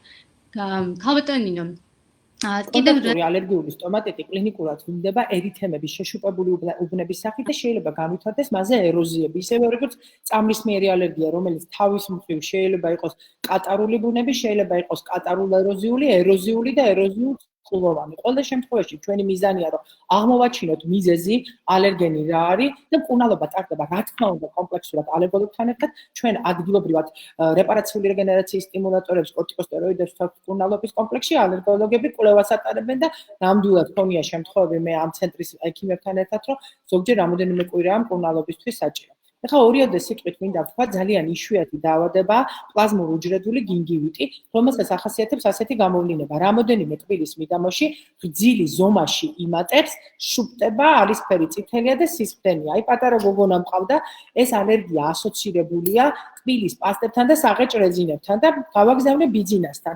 ბატონმა ბიძინამ ბევრი კვლევის შედეგად დავადგინეთ, რომ გოგონა ლაქს ისმევდა ხელზე და იმას ჭამდა. ხო ესე იყო ბატონო ბიძინა? დიახ, ესე იყო ნამდვილად. ხო, ეს არის პლაზმურ-უჯრედული გინგივიტი, რომელიც ამ კლასიფიკაციას წელიწადში სულ ახლახან გაჩნდა და ძალიან იშვიათია ასეთი გამოვლინება პირის ღრუში. რაც შეეხება მრავალფორმიან ერითემას. მრავალფორმიანი ოქსიდაციური ერითემა სახელიდან გამომდინარე ეს ალერგიული ბუნების ლორწოვანი გარსის დაავადებაა, რომლის დროსაც პირის ღრუში ერთდროულად მაგ, ბუშტუკი, ქერქი, ლაქა, ამიტოა სახელი მრავალფორმიანი ოქსიდაციური ერითემა. ამ დროს ზიანდება ძირითადად ახალგაზრდა ადამიანებში ვითარდება 30 წლამდე და უფრო ხშირად მამაკაცებში. და ამ დროს მისთვის დამახასიათებელი ნიშანია ასეთი ხელებზე და კანზე აქვს სპეციფიური გამონაყარი კოკარტები. ასეთი მრავალფორმიანი ოქსიდაციური ერითემის ორი ფორმა არსებობს. ეს არის ინფექციურ ალერგიული ფორმა, რომლის მძიმე გამოვლინებაა სტივენ ჯონსონის სინდრომი და მას სტაციონარში მკურნალობა უნდა და ხშირად ლეტალობით მთავრდება და მეორე ფორმა ეს არის ტოქსიოალერგიული ფორმა, რომლის მძიმე გამოვლინებაა ლეიელის სინდრომი და ამასაც აუცილებლად მკურნალობთ ალერგოლოგებთან ერთად. გარდა ამისა, მე ხალხად გითხარით, პარადონტის დაავადებების კლასიფიკაციაში კიდევ შემოღებულია ერთი ჯგუფი გვაქვს, ჯგუფში პარადონტზე მოქმედი სხვა მდგომარეობები, რომელშიც გამოყოფილია გენეტიკური დარღვევები და ეს არის, ესე იგი, ეს არის შემაერთებელ ქსოვილზე მოქმედი დაავადება და ეს არის ანგიოედემა C1 ესტერაზას ინჰიბირების დეფიციტი. აი ბატონო ბიძინა, რას გვეტყვით ამ დაავადების შესახებ? დიახ, ეს არის დაავადება, რომელსაც გენეტიკური, ანუ მემკვიდრული ანგიოდემა ეწოდება. ანუ ადამიანს აქვს ორგანიზმში ესეთი კასკადი, რომელსაც კომპლემენტის ფაქტორები განაპირობებენ. ეს კომპლემენტი ინფექციასთან ბრძოლის ღონისძიებებსაც აკეთებს და ისინი ძალიან დიდ როლს თამაშობენ ასევე სისხლის შედედებისა და ამ სისტემებში. ერთ-ერთი ამ კომპლემენტის ფაქტორთაგანი მონაწილეობს ასევე ჩვენი შეშუპების საწინააღმდეგო მექანიზმს აკეთებს. აი ადამიანების რაღაც პროცენტს ეს არის იშვიათი დაავადებათა ნაწილი, მაგრამ ჩვენ უკვე აღწერილი გვყავს 24-მდე პაციენტი ჩვენს ცენტრს და ეს პაციენტები შეიძლება ყოველდღე თქვენი პაციენტებიც გახდნენ ბანალური სტომატოლოგიური პრობლემების გამო. ერთ-ერთი ესეთი პაციენტი სწორედ ჩემთან მოხვდა, ეს არის 26 წლის ბიჭი და ერთი ძალიან პატარა ბავშვი, რომელს ამბავსაც მე ვიტყვი და სწორედ ეს დიდი 26 წლის ადამიანი ჩემთან რატომ მოვიდა? ერთ-ერთ სტომატოლოგ ქირურგთან მოხვდა, ქირურგიული ჩარევა ჭირდებოდა სტომატოლოგიური და პაციენტმა 8 წლის ასაკიდან მას ჰქონდა ეს დიაგნოზი და უკვე იცოდა რასთან ჰქონდა საქმე და ექიმს უთხრა რომ მე მაქვს ჰერედიტერი, ანუ მემკვიდრული ანგიოდემა, მე ხამ ჭირდება სტომატოლოგიური ჩარევა და მე მაქვს ინფორმაცია და თქვენს მინდა ეს იცოდეთ რომ სტომატოლოგიური ჩარევა არის ჩემთვის ყველაზე манипуляციებს შორის ყველაზე მეტად საშიში რომ მე არ განმევითარდეს ხორხის შეშუპება. ერთი ძალიან მნიშვნელოვანი ნიუანსი აქვს ამ დაავადებას. ეს არის დაავადება, რომელიც შეიძლება ამ შეშუპებების გამო უპირატესად ადამიანს უვითარდებოდეს იგივე მუცლის ღრუში შეშუპებები და ზოგიერთი ადამიანი წავე მუცლის სურათით ქირურგიულადაც კი იყოს გაკვეთილი აპენდიციტზე და ასე შემდეგ ეჭვის დროს. განსაკუთრებით დაავადებას აპროვოცირებს სტრესული მდგომარეობა და манипуляციები, განსაკუთრებით დენტალური манипуляცია. სტრესული სიტუაციასთან ერთად დენტალური манипуляცია, როდესაც ხორციელდება, ერთი თავისებურება აქვს, რომ პროცედურის ჩატარებიდან შეიძლება 24-48 საათის მერე მოხდეს ხორხის შეშუპება. ანუ ძალიან სწრაფად, მომენტალურად ის შეიძლება თქვენ სავარძელში არ განვითარდეს. ეს ძალიან მნიშვნელოვანია. ამიტომ, როდესაც ესეთი პაციენტი გვხვდება ჩვენ, აუცილებელია, რომ ასეთ პაციენტს ეგრეთ წოდებული პრეპროცედურული მომზადება ჩაუტაროთ. ამ კონკრეტულ შემთხვევაში პრეპროცედურული მომზადება რა აღმოჩნდა? ჩვენ ვაძლევთ ასეთ პაციენტებს დანაზოლს, ესეთი ნივთიერებაა სასქესო ჰორმონის ანალოგი თქვენ იცით, ეძლევა ესენი ალერგოლოგის დანიშნულებით რამოდენიმე დღით ადრე, 3 დღით ადრე კონკრეტულად პროცედურამდე, სანამ კბილის განსაკუთრებით ეს ეხება ექსტრაქცია, როდესაც კეთდება. დაბჟენით პროცედურებს ეს არ ეხება. და გრძელდება პროცედურის შემდეგ კიდე 5 დღე. აი 3 აქეთ და 5 იქეთ, როდესაც დანაზოლი მიეცემა 200 მგ სამჯერ ეძლევა, პაციენტი პრაქტიკულად ამას ასე ვთქვათ, ძალიან იოლად და მარტივად გადაიტანს და ეს პროცედურები ასე ვთქვათ არ ირღვევა. რაც შეეხება ერთი პატარა ბავშვის ისტორიაც მინდოდა მეთქვა, რამხელა მნიშვნელობას ანიჭებენ ამას. ეს ბავშვი ამ ჰერედიტერი, ანუ მემკვიდრული ანგიოდემით, ეხლა წასულია და გერმანიაში ცხოვრობს, კერძო შტუტგარტთან ახლოს მდებარე ქალაქში, მას მიანიჭეს. ახლა პრობლემა რა არის? ამ წამალს, რასაც ეს პაციენტები როგორც ინსულინს ისე საჭიროებენ, თვეში ერთხელ ადმინისტრირებას კანქვეშ, ამას თვეში დაახლოებით ჭირდება მინიმუმ 7000 евро. შესაბამისად, საქართველოში ეს წამალი, რაც ამ დაავადების სამკურნალოდ საკმარის საჭიროა, ჩვენთან არ იყიდება. ამიტომ ეს პაციენტები ჩვენს ქვეყანაში არიან სიცოცხლის რისკის ქვეშ. სამწუხაროდ ესია. და ჯერჯერობით ჩვენ ვცდილობთ, რომ ეს დაავადება ობოლ დაავადებებს შორის გადავიდეს, ანუ იშვიათ დაავადებებში, რომ იქნებ სახელმწიფომ დააფინანსოს. აი სწორედ ამ ბავშვს ეხლა ჭირდება 6 კბილის მოვლა თუ ექსტრაქცია სარძევე კბილების 7 წლის არის უკვე და მშობელი მირეკავს და მეუბნება, რომ ძალიან მნიშვნელოვანია, რომ ჩვენო სპეციალურად გერმანიის სახელმწიფომ გამოყო მანქანა, ჩვენ მივყავართო სპეციალიზირებულ კლინიკაში ბავარიაში მიუნხენშიო, სადაც სტაციონარში უნდა დაგვაწინონ და კბილები ისე უნდა ამოუღონ ჩემ შულს, იმიტომ რომ ამას ვერ იღებს თავის თავზე აიმხელა, ასე ვთქვათ, მნიშვნელობას ამას ანიჭებენ. ამიტომ ჰერედიტარი ანგიოდემა საბედნიეროდ ბევრი არ არის. კიდევ ერთხელ ვამბობ, ეს არის 50000-დან ერთ ადამიანზე, აღწერილი ვყავთ ჯერჯერობით 24 პაციენტი და თუ ეს პაციენტი იქნება თქვენთან მოხვდება რომელიმე თქვენგან ამ დიაგნოზით, თქვენ აბსოლუტურად პროცედურის დაწყების წინ მათ უნდა თხოვოთ ალერგოლოგიური დახმარება. აქ სინჯები არ გჭირდება. მას ჭირდება სპეციფიური წამლებით მომზადება, რომ ჩვენ ეს პროცედურები ყველაფერი მშვიდობიანად ჩავატაროთ. კი ბატონო, კიდევ ერთხელ ადასტურებს ეს ყველაფერი იმას, რომ ურთიერთმიდგომა უნდა იყოს, ურთიერთთანამშრომლობა უნდა გქონდეს ალერგოლოგებთან, სასაც საჭიროა და ისინი ყოველთვის ჩვენ დაგვეხმარებიან.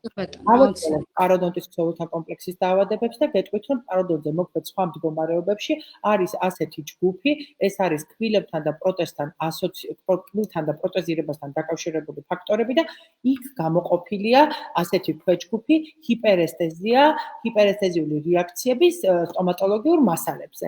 ეს ძირითადად ეკუთვნის ორთოპედიურ სტომატოლოგიურ მასალებზე, ამ თემაზე ჩემზე კარგად ალბათ ნუცა ისაუბრებს და აუცილებლად უნდა გავითვალისწინოთ ორთოპედიული მასალის შემადგენლობა, რომ პაროდონტის ქსოვილთა კომპლექსის მხრიდან არ იყოს ალერგიული რეაქციები.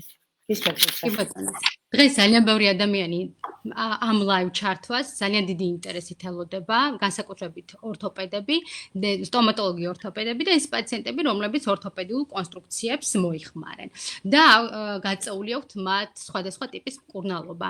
აუცილებლად უნდა ითქვას, რომ ზოგადად ორთოპედიულ სტომატოლოგიაში არსებობს ორი ტიპის კონსტრუქციები, ეს არის მოსახსნელი ტიპის კონსტრუქციები და მოუხსნელი ტიპის კონსტრუქციები. მინდა გითხრათ, რომ დღეს ძალიან ბევრს გონია და ბევრი ფიქრობს, რომ მხოლოდ მოსახსნელი ტიპის კონსტრუქციებზე შეიძლება გამოვლინდეს ალერგიული რეაქცია, მაგრამ ეს ასე არ არის და სანამ დავამზადებთ ზოგადად ტექნოლოგიურად და მოვარგებთ პროცესს პირის ხუში, მანამდე კიდევ გამოვყოთ ერთი ჯგუფი, ეს არის საანაბეჭდო მასალების ჯგუფი, რომელიც ძალიან ხშირად გაჯერებულია პიგმენტებით, ჩვენ ვიცით სხვადასხვა ფერის წითელი, ყვითელი, ვთქვათ, მწვანე ფერის საანაბეჭდო მასალები, რომლებიც ქიმიური დანამატით პიგმენტებით არის გაჟღერტილი და გარდა ამისა შეიძლება არომატიზატორებსაც შეიცავდეს და ყველაზე გავრცელებული მაგალითად მენთოლის არომატი.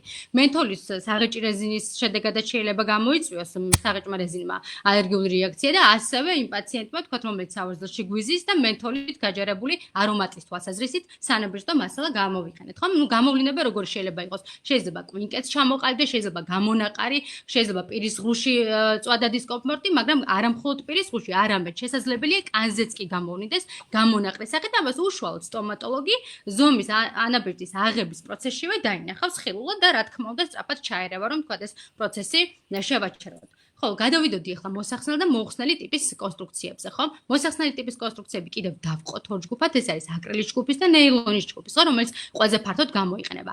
აკრილის ჯგუფი, ანუ ეგრეთ წოდებული პლასმასის ძალიან ხშირად იწვევს ალერგიულ რეაქციებს და რატომ?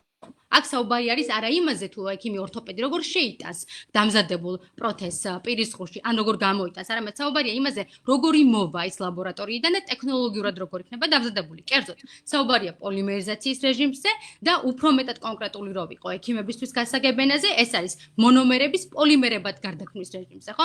თუ სრულფასოვნად არ მოხდა ამ მოსახსნელი კონსტრუქციის პოლიმერიზაცია და ამ რეჟიმის დაცვა, თავისუფალი მონომერები რასაკეთებენ? პირის ღრუში გადმოინაცვლებენ თავისუფალ გარემოში, ნერვთან შედიან რეაქციაში და შესაბამისად რა ვლინდება? ვლინდება შეიძლება ინტოქსიკაციაც, მაგრამ კიდევ უფრო მეტად მნიშვნელოვნად ვლინდება ალერგიული რეაქციები, რომელიც ასევე შეიძლება გამონაყარი იქნება, ეს ვთქვათ, წვა, სიმძიმის შეგრძნება, შესაძლებელია გამონაყარი არა მხოლოდ ვთქვათ პირის ღრუში, არამედ პირის ირგვლივ და ცხვირის მიმდებარე ქსოვილებზე, ყელზე, კისერზე, კიდურებზე და ასე შემდეგ.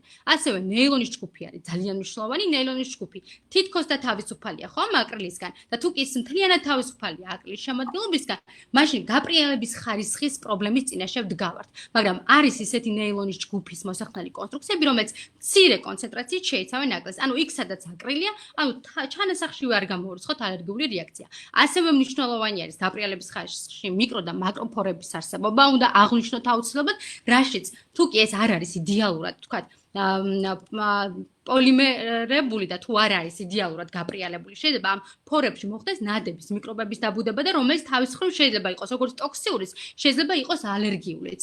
და თუკი ჩვენ ახლა მე რომ არ გამიგრძელდეს სიტყვა, თუკი თქვათ გავივლიდით და დავამთავრებდი მოსახსნელ კონსტრუქციებზე და მათ მიერ გამოწვეულ ალერგიებზე, რომელიც ძალიან ხშირად და მინდა გითხრათ, რომ დღეს საქართველოში კი არა, მთელ მსოფლიოში მაინც პოპულარულია მოსახსნელი კონსტრუქციები, ასევე ყურადღებას გავამახვილებ მოუხსნელი ტიპის კონსტრუქციებზე. მოუხსნელი ტიპის კონსტრუქციები ევოლუციურად თუ მივუდგებით, დავიწყოთ ლითონიდან, შემდგომ ლითონოპლასმასის, შემდგომ ლითონოკერამიკის, შემდეგ ცირკონიუმის დიოქსიდის საფუძველზე დამზადებული, უფრო ხალხურად გავრცელებული ცირკონის კბილები და ასევე ლითიუმ დისილიკატის საფუძველზე დამზადებული, რომელთაც ყველაზე მეტად გავრცელებული არის, ვთქვათ, ემაქსის ვინირები, გვირგვინები და ასე შემდეგ. მინდა გითხრათ, რომ ლითონების განვითარების ეტაპზე ჩამოყალიბდა ლითონების ესეთი ჯგუფი, ქრომ კობალტის სახელწოდებით, რომელიც ითვლება, რომ არ არის ალერგიული და არ არის ტოქსიური, მაგრამ ქრომ კობალტის დამზადებას ასევე ტექნოლოგია სჭირდება. თუკი არ არის ნორმირებულად და დოზირებულად კონცენტრაცია, თუკი ტექნოლოგიურად არ არის ეს ლითონი ისე დაშტამპული თუ ჩამოსხმული, რომ იყოს ის ბიოლოგიურად ინერტული, იყოს არა ალერგიული და არა ტოქსიური, რა თქმა უნდა, რომ ქრომ კობალტმა, რომელიც ძირითადად ლითონოკერამიკების შემადგენლობაში შედის, ხომ ლითონით არის შიგნიდან ამოფენილი, რა თქმა უნდა, რომ შეიძლება გამოიწვიოს ალერგიული რეაქცია და მე მინდა გითხრათ, რომ ჩემს პირად პრაქტიკაში ძალიან ხშირად ეს ალერგიული რეაქცია ხილულად ვლინდება.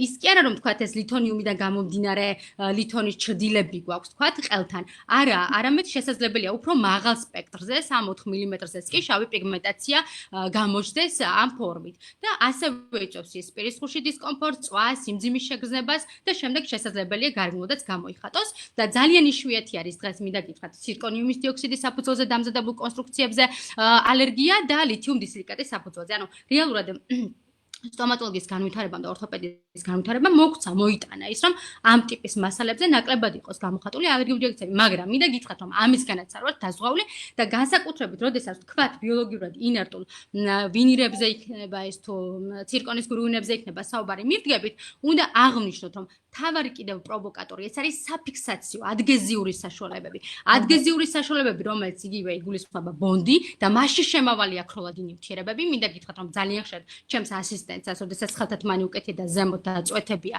იქნება ეს ბონდი თუ იქნება ეს ვთქვათ გრავირებისთვის გამოსაყენებელი ეგრეთ წოდებული ეჩი, ხელთათმანის ქვეშაც კი სიწითლით და შეშუპებით ქავილით გამოხატულა ალერგიული რეაქცია. არათუ შეიძლება ეს თავისუფალი სახით შევიტანოთ პირისხუში. ასევე ძალიან მნიშვნელოვანია, როდესაც მჟაურ გრავირებას ვახდენთ, ხო, იგივე ეჩირებას ვახდენთ, მასში არსებული ფოსფორმჟავა, რომელიც ასევე საკმაოდ ალერგიულ და ტოქსიურ გამოვნებებს ტოვებს პირისღუში და ძალიან ფრთხილად უნდა ვიყოს სტომატოლოგები მათი გამოყენების შედეგად. ბოლოს ერთს გავამახვილებ კიდევ ყურადღებას იმპლანტებზე და დღეს ძალიან ბევრი პაციენტი, როდესაც მოგმართავენ კლინიკაში, 10 პაციენტიდან თითქმის 10-ვე swams ასეთ კითხვას. შეიძლება თუ არა იმპლანტი იყოს ალერგიული. ტიტანიუმის იმპლანტი, რომელიც 1970 წლიდან აქტიურად არის სამედიცინო ბაზარზე მიღებული და დღეს ფაქტობრივად არსებობს კიდევ ცირკონის იმპლანტები, მაგრამ ყველაზე მეტად ფინანსურადაც უფრო გავრცელებული არის ტიტანიუმი, ხო, უფრო ხელმისაწვდომი არის.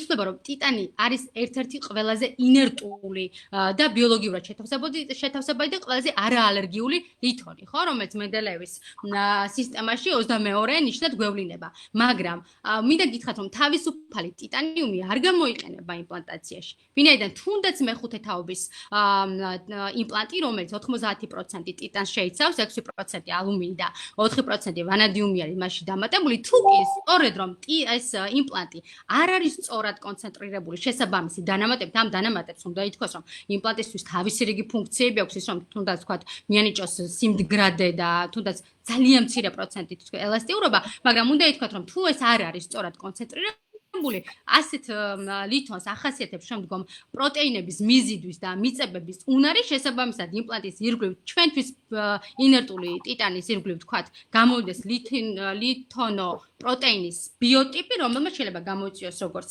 ვთქვათ, ალერგიული რეაქცია, შეიძლება გამოიწვიოს უფრო მეტად, ვთქვათ, ციტოტოქსიური და პერიიმპლანტიტების განვითარებაში სწორედ აი ეს მექანიზმი არის აღწერილი. მე აი ახლა ჩემი მონოლოგის დასასრულს მე გადავიდოდი ასეთი კითხვით ბატონ ბიძინას. ბატონო ბიძინა დავამატებ თუ შეიძლება. დიახ. მართლა წოვანს მოვითავად. ერთი დავამატებ იმას, რომ პროტეზული სტომატიტი, რომელიც ასე ხშირად ხდება ხოლმე მოსახსნელი პროტეზის დროს, გამოყენების დროს, ეს არის ალერგიულ ინფექციური ბუნების დაავადება. ანუ მონომერი და Z დამატებული კანდიდას გვარის სოკო, რომელიც ამ პროცესის ბაზისზე ძალიან კარგად მრავლდება. და კიდევ აქვე მინდა პასუხი გავცე ერთი კითხვა წავიკითხე. ხება გვეკითხებიან ასეთ რამეს, რომ ზედაყბაზე უკეთია პაციენტს ისა ხიდისებური კონსტრუქცია და კბილთაში ასევე ხმარობს ანტიჰიპერტენზიულ საშუალებებს და კბილთაშორისი დროილები ხშირად შუქტებაო. ანტიჰიპერტენზიული საშუალებები, განსაკუთრებით კანცი ანტაგონისტები ხელს უწყობენ გზილის ზომაში გადიდებას. ადრე ჰიპერტროფიას უძახდით ამას, ახლა თანამედროვე კლასიფიკაციაში სიტყვა ჰიპერტროფია ამოღებულია და გვაქვს გზილის ზომაში გადიდება. ასეთ შემთხვევაში ჩვენ ასე ვიქცევით, მკურნალობის კურსს ატარებს, რა თქმა უნდა, პაროდონტოლოგი და კარდიოლოგთან შეთანხმებით ხსნის კარდიოლოგი ამ ჯგუფის ანტიჰიპერტენზიულ საშუალებებს და გადაყავს სხვა ჯგუფზე, მაგრამ ყოლია ისეთი პაციენტი, რომელსაც სხვა ჯგუფის წნევის დამწევის საშუალება ვერ მოუარგეს, ვერ მოუარგეს. ასეთ შემთხვევაში სხვა გზა არა გვაქვს. პაციენტი რეგულარულად 4-6 თვეში ერთხელ დადის ჩვენთან და თერაპიული მკურნალობის შემდეგ ლაზერით შემდგომ ვახდენთ გინგიოპლასტიკას გრძილისას. და კიდევ ერთი მინდა ვთქვა, თანამედროვე პრემიუმ ტიპის იმპლანტები ისე გამზადებული და მათი ზედაპირი ისეთია, რომ ალერგიული რეაქციები ასეთი იმპლანტების გამო იშვიათად ხდება.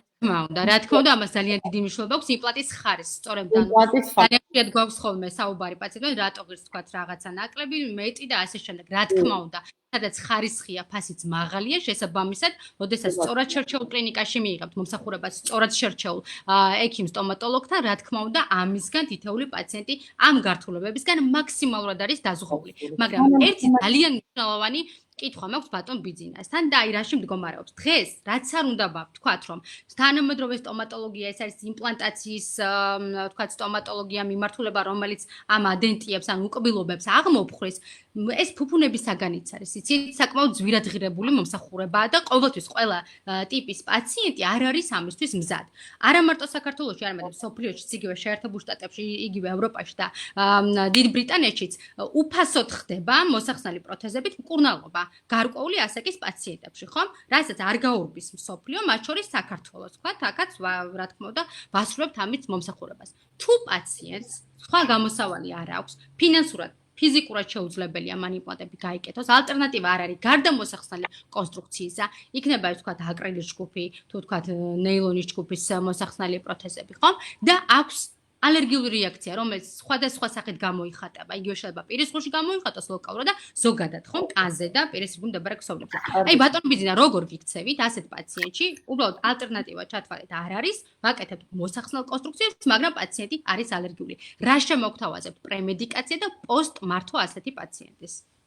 ეხლა თუ ჩვენ ამ ტიპის ალერგიებს შევეხებით, ეს არის მოგვიანებითი ტიპის რეაქციები, ძირითადად აი კონტაქტური ტიპით მიმდინარე, რასაკვირველია და ახლა ანაფილაქსიური შოკი მოსახსნელ პროთეზზე არ ამგონია თქვენ ალბათ არ შეგვედრიათ, ხო, პრაქტიკაში. შესაბამისად, ხო, ჯერჯერობით არ შეგვედრიათ. ხო, შესაბამისად, აქ ცავარი, როცა ჩვენ ვეხებით ამ კონტაქტურ ალერგიებს, ალერგიულ კონტაქტურ დერმატიტებს და ირიტაციულსაც, წამყვანი მეტალი საერთოდ ნიკელია. ეს არის 9-20% მთელი ამ კონტაქტური დერმატიტები მეტალებზე მოდის ნიკელზე. რა თქმა უნდა, ნიკელის გამოყენება როგორც ახლა გისმენდით თქვენ ყურადღებით, შედარებით იშვიათია და ისეთ მასალებზე აქცენტი ტიტანიუმზე და ასე შემდგომ, რომელსაც ეს ყველაზე ნაკლებად ახასიათებს. ეხლა ჩვენთან ხშირად ხდება პაციენტი, იგივე ვთქვათ, მენჯბარძაღის სახსის პროტეზირების და ასე შემდგომ, სადაც ასევე მეტალის ჩანაცვლება ხდება და თუ პაციენტს ან მის ექიმს აქვს ამის ეჭვი, ამ დროს ერთადერთი სინჯი, რასაც ჩვენ ვაკეთებთ ხოლმე, ეს არის ეგრეთ წოდებული დაწებებითი ფეჩ ტესტი, ანუ ამ კონკრეტულ მეტალს ვამაგრებთ კანზე 72 საათის განმავლობაში და პაციენტს ვიბარებთ 3 დღე-ღამის მერე კლინიკაში. თუ განვითარდა ლოკალური რეაქცია, ვთავაზობთ ერთადერთ შესაძლებლობას მხოლოდ ალტერნატივის მოძებნას და თუ ამის ალტერნატივა არ იძებნება, სამწუხაროდ მასთან გამკლავება მედიკამენტური გზით შეუძლებელია. ეს არის განაჩენი, რომელიც რეალურად არ ინკურნება. ერთი ალერგოლოგიური თვალსაზრისით მინდოდა დამემატებინა კითხვებთან შორის კითხვებში მოვკარი თვალი იგივე საანესთეზიო საშუალებებზე რამოდენიმე ადამიანი პასუხობს, რომ 100%-იანი გარანტია აქვს თუ არა რომელიმე სინჯსო და ამან თუ არა ეს ფორმალური მხარეო. და ზოგიერთი ასევე გვეკითხება ხოლმე, რომ შეიძლება მედ და არა მყავსო ახალგაზრდა სტომატოლოგი ვარო და ვენას თუ ვერ იღებო, რა უნდა გავაკეთო ასეთ დროსო, თქვა რეაქციის შემთხვევაში. აქვე ვიტყვი ერთადერთი, რომ 100%-იანი სინჯი არ არსებობს, მე მედიკამენტურ ალერგიას ვადარებ ზუსტად იმის სურვილს, რომ დღეს ყველას გვაქვს სურვილი, რომ თელ მსოფლიოს ქონდეს შესაძლებლობა მიწისძვრის წინასწარი პროგნოზირების რაიმე აპარატი არსებობდეს. ეს აპარატი ვერ შექმნა იაპონიამაც კი ყველაზე მაღალ ტექნოლოგიურმა ერმა. მათმა იციან მიწისძვრის ზოს როგორ მოიქცნენ. სახლიდან კი არ გარბიან და კიბებზე კი არ იწყებენ სირბილს, მაგიდის ქვეშ შედიან ხოლმე. ამიტომ მედიკამენტური ალერგია არის მიწისძვრა, რომელიც როდის მოხდება არ ვიცით, ესე უნდა უყუროთ ამ საკითხს და ვიცოდეთ იმ დროს როგორ მოვიქცეთ. აუცილებელი არ არის ვენაში ამ დროს მოხვედრა. თუ პაციენტს აქვს კვინკეს შეშუბება, ჭინჭრისცეება და ალერგიისთვის დამახასიათებელი კლასიკური სიმპტომები, თუნდაც დექსამეტაზონთან ერთად ადრენალინი ნებისმიერი სხეულის ნაწილზე ვენა არ ჭირდება, კანი, კანქვეშ სხეულის ასე ვთქვათ, სიძარღვები მას წარიტაცებს სისხლი და მოხდება სისტემურ მოქმედებაში. დოზირებაც ალბათ ბევრს აინტერესებს, მარტივად რო დავიმახსოვროთ კილოგრამ წონაზე მისი დათვლა ძალიან რთულია. 30 კილომდე ადრენალინს ვიყენებთ ერთჯერადად 0.15 მილilitrს, 30-დან 60 კილომდე 0.3, ანუ 3 ხაზს მარტივად რო ვთქვათ და 60 კილოზე ზემო თუ არის ადამიანი 0.5. ეს არის ერთჯერადი გამოყენება. მისი განმეორება შეიძლება 20 წუთის მერეც თავისუფლად. ამიტომ აი ესეთი მარტივი ინფორმაცია თუ ექნება და თქვა შეერაღებული, მე არ უნდა დაიწყოს უბრალოდ არავინ ძიება, სადამ აქ დექსამეტაზონი, უიმე სადდევს ადრენალინი, აი ეს შეცდომა არ უნდა მოგივიდეს. რა თქმა უნდა, კი ბატონო. ბატონო, აქ ერთი კითხვა წავიკითხე თქვენთვის, რომ იმას, რომ ალერგოლოგთან როდესაც უშვებთ პაციენტებს, ექიმების ნაწილი, როდესაც აკეთებენ გამოკვლევებს ალერგიულ სინჯებს, ანესთეტიკებზე, ნიშნავენ ანტიჰისტამინურ პრეპარატს და ნაწილი არ ნიშნავსო.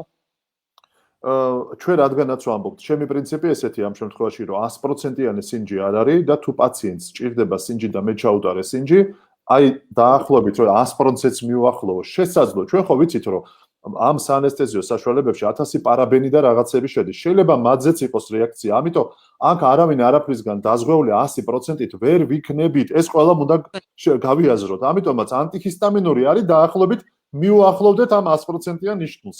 ამიტომ აქ არაფერი საშიშროება არ არის. ანტიჰისტამინურის ერთი დოზა პაციენტმა როდალიოს ანესთეზიამდე 1 მაქსიმუმ 2 საათით ადრე. კი ბატონო, ერთს ვიტყვი უბრალოდ კითხვა არის აი ასეთი ვერცხლის ჩანართებზე და დღესაც ფართოდ გამოიყენებაო, ჩემი კოლეგა გვეკითხება და ნუ თუმცა მას ახასიათებსო პიგმენტაცია და თქვათ ფართოდ ილექება შემდგომ ეს არ ხომა სისტემაში. მე მინდა გავცე პასუხი როგორც ორთოპედმა, რომ მე დღეს ვიყენებ ძირითადად ჩანართებს, რომელიც ქრომ კობალტის სახელწოდებით არის ცნობილი. ვინაიდან და რადგანაც უფრო ნაკლები ალერგიულობა მას ახასიათებს, ამიტომ მე მირჩევნია ქრომ კობალტი გამოვიყენებ და ასევე ცირკონიუმის ჩანართები და თანამედროვე ლიტერატურაშიც უფრო მეტად ანუ აი ვერცხლის ჩანართებზე აპელირება, მაინდამაინც ესე აქტიურად სისტემურად არ ხდება, უფრო მეტად და აქტუალურად ვიყენებთ. დღეს მე პირადად ყოველ შემთხვევაში ჩემი გამოცდებით ქრომ კობალტის და ასევე ცირკონიუმის ჩანართები. ამიტომ თქვენ თუ პრაქტიკაში და ყოველდღიურობაში გაძლევთ უარყოფით შედეგებს, რა თქმა უნდა ამოიღოთ ის გამოყენების ყოველდღიურობიდან. ხალბატონო ნინო, ანუ თქვენთან რო გადმოვიდე, კითხვით, შეგიძლიათ ლორწოვანი გარსი უფრო გაგვიშალოთ, ანუ არის კითხვები, არის აქტიობა და ძალიან მაინტერესებს იგივე ბჟი კომპოზიციური საბჟენ მასალას თუ შეუძლია გამოიწვიოს ალერგიული რეაქცია, რა ტიპის და აი ლორწოვან გარსზე რა გამოვლენებას ეს ყოველ. სანამ გადავალ მაგ საკითხზე ლორწოვან გარსზე რაც შულებები შეიძლება რამოდენიმე კითხვას მოვკარი თვალი კითხულობენ ანტიბიოტიკებზე ალერგიაზე. ცნობილია რომ ჩვენ ანტიბიოტიკებს ასე ფართოდ ლაღად როგორც ადრე ვიყენებთ არ ვიყენებთ, მაგრამ გვაქვს გადაუდაველი შემთხვევები, როდესაც ანტიბიოტიკის ჩართვა მკურნალობის კომპლექსში აუცილებელია და წამლისფერი ალერგია სწირად ზოგადად ლორწოვან გარსზე დაცული პენიცილინების, სულფანილამიდების, ანალგეტიკების მიღების შემდეგ ხდება. გავზღოთ ბატონო ბიძინა, მე ასეთ პაციენტებს ბატონ ბიძინასთან ცენტრში ვაგზავნი და ვიკეთებენ კვლევას და მხოლოდ ამის შემდეგ ნიშნავთ ასეთ ანტიბიოტიკებს, როცა პაციენტი ანამნეზში გვეუბნება, რომ მე ალერგიული ვარ ანტიბიოტიკზე და მაგალითად აბსესია გახსნილი, ფლეგმონაა გახსნილი, მაგალითად პაროდონტოლოგიაში პაროდონტული აბსესი მაქვს, ან აგრესიული ფორმის პაროდონტიტი მაქვს, ჩირქოვანი ექსუდაციით, ცედონის პაროდონტიტი და მჭირდება ანტიბიოტიკოთერაპია. ეხლა ანტიბიოტიკების რეაქცია რაც შეეხება ძალიან მნიშვნელოვანია, იმიტომ რომ ხანდახან არის ესეთი ფორს-მაჟორული სიტუაცია, რომ თუნდაც შეიძლება ალერგოლოგთან მისვლის შესაძლებლობა ან პერიფერიაზე რაიონში იყოს და უცებ არ კონდეს ხელმისაწვდომობა ალერგოლოგთან. რასაკვირველია, თბილისში ამის კომფორტი არის, მაგრამ ეხლა რაიონებში, სადაც სტომატოლოგები მუშაობენ ყოველდღიურად და თავის პრაქტიკას ეწევიან, რა თქმა უნდა, იქ ალერგოლოგია ესე ადვილად ხელმისაწვდომი სამწუხაროდ არ არის. შესაბამისად, ერთი მნიშვნელოვანი ნიუანსი შეიძლება გავანდოთ და მათაც უთხრა, რომ თუ ადამიანს ალერგიული რეაქცია დაემართა მაგალითად ბეტა-ლაქტამურ ანტიბიოტიკზე, ბეტა-ლაქტამურ ანტიბიოტიკში შედის პენიცილინები, დაცული პენიცილინი თუ ჩვეულებრივი შედის ცეფალოსპორინები და კარბაპენემები. სამი ჯგუფი არის ბეტა-ლაქტამები წამყვანი. თუ რომელიმე მათგანზე ადამიანს განუვითარდა ან ანამნეზში აქვს ალერგიული რეაქცია, ოღონდ ეს ალერგიული რეაქცია არის კლასიკური პირველი ტიპის ჰიპერმგრძნობელობა, ანუ ჭინჭრისიება და კვინკე შეშუპება. ანაფილაქსიაც რა თქმა უნდა, მაგრამ ურტიკარია. ურტიკარია, ანუ ჭინჭრისიება, დიახ. ამ შემთხვევაში წამლის არჩევის დროს აუცილებლად უნდა გავიდეთ ბეტა-ლაქტამური ჯგუფიდან. არა გვაქვს უფლება, თუ ვთქვათ გეუნება პაციენტი, რომ ამოქსიცილინზე მქონდა ჭინჭრისიება, მე დაუნიშნო ვთქვათ მას ცეფალოსპორინი რომელიმე. რა თქმა უნდა, იგივე რეაქციის ალბათობის ძალიან დიდი რისკია. მაგრამ თუ პაციენტს მაგალითად გეუბნება, რომ მე დავლი აზიტრომიცინი, ვთქვათ რამოდენიმე თვის წინ და განმივითარდა ვთქვათ, წვრილ წინწკლოვანი გამონაყარი გეუნება, რამოდენიმე დღის მერე გამიჩნდა, მესამე დოზას რო ვსვავდი უკვე, ან ბოლოში რო ვიყავი მკურნალობის და ეს არ იყო არც ჭინჭრისიება, ან ურტიკარია და არც კვინკე შეშუპება. ასეთ შემთხვევაში ეს განიხილება როგორც გვიანი რეაქცია ანტიბიოტიკზე და გვაქვს უფლება, რომ ბეტა-ლაქტამის ან იგივე ჯგუფში დავრჩეთ. მაგალითად, მე თუ ეს დამემართა პირობითად ვამბობ, პირობითად ზინატზე მე შემიძლია ამოქსიცილინი ან ამოქსიკლავის რომელიმე ვთქვათ, ან აუგმენტინი დაუნიშნო პაციენტს. ანუ ამ ჯგუფიდან არ გავიდე. მაგრამ თუ რეაქცია იყო ჭინჭრისიება და კვინკე, აუცილებლად თანამოსახელე ჯგუფიდან უნდა გახვიდეთ და სხვა ჯგუფის ანტიბიოტიკი. ეს არის ძალიან მნიშვნელოვანი, რომ ანაფილაქსიური შოკამდე არ მივიყვანოთ პაციენტი. ეს არის ასე ვთქვათ ელემენტარული ზედაპირული შეფასება, თუ არა გაქვთ ძალიან სწრაფი ხელმისაწვდომობა ვთქვათ ალერგოლოგთან, ეს რჩევა შემიძლია მივცე ჩვენს ასე ვთქვათ კოლეგებს. ასე კი. ვიაბარაკებ ახლა პირისგუს ლორწოვან გარსზე გამოვლენილ ალერგიულ დაზიანებებზე, ჭინჭრისცებაზე, ანაფილაქსიაზე ჩვენ უკვე კარგად ვისაუბრეთ მე მგონი და ყველაზე მეტად გავრცელებული ლორწოვანი გარსის დაავადება 555 სხვა დაავადებიდან ეს არის ქრონიკული მორეციდივი აფთოზური სტომატიტი, იგი გვხვდება საერთო სტომატიტების რაოდენობის 10-დან 40% შემთხვევაში. ეს დაავადება ძალიან გავრცელებულია, ძალიან ბევრ ადამიანს ჭირს. დამეთანხმებიან პაციენტები, ვინც მისმენს, რომ გამოუვათ პატარა ეროზია, რომ აფთა უბრალოდ, რომელიც მტკივნეულია, იფარება ფიბროზული ნადები და საერთოდ რო არ იმკურნალო, მისი ფიბროზული ფორმის დროს ერთ კვირაში ეს დაავადება თავისით გაივლის.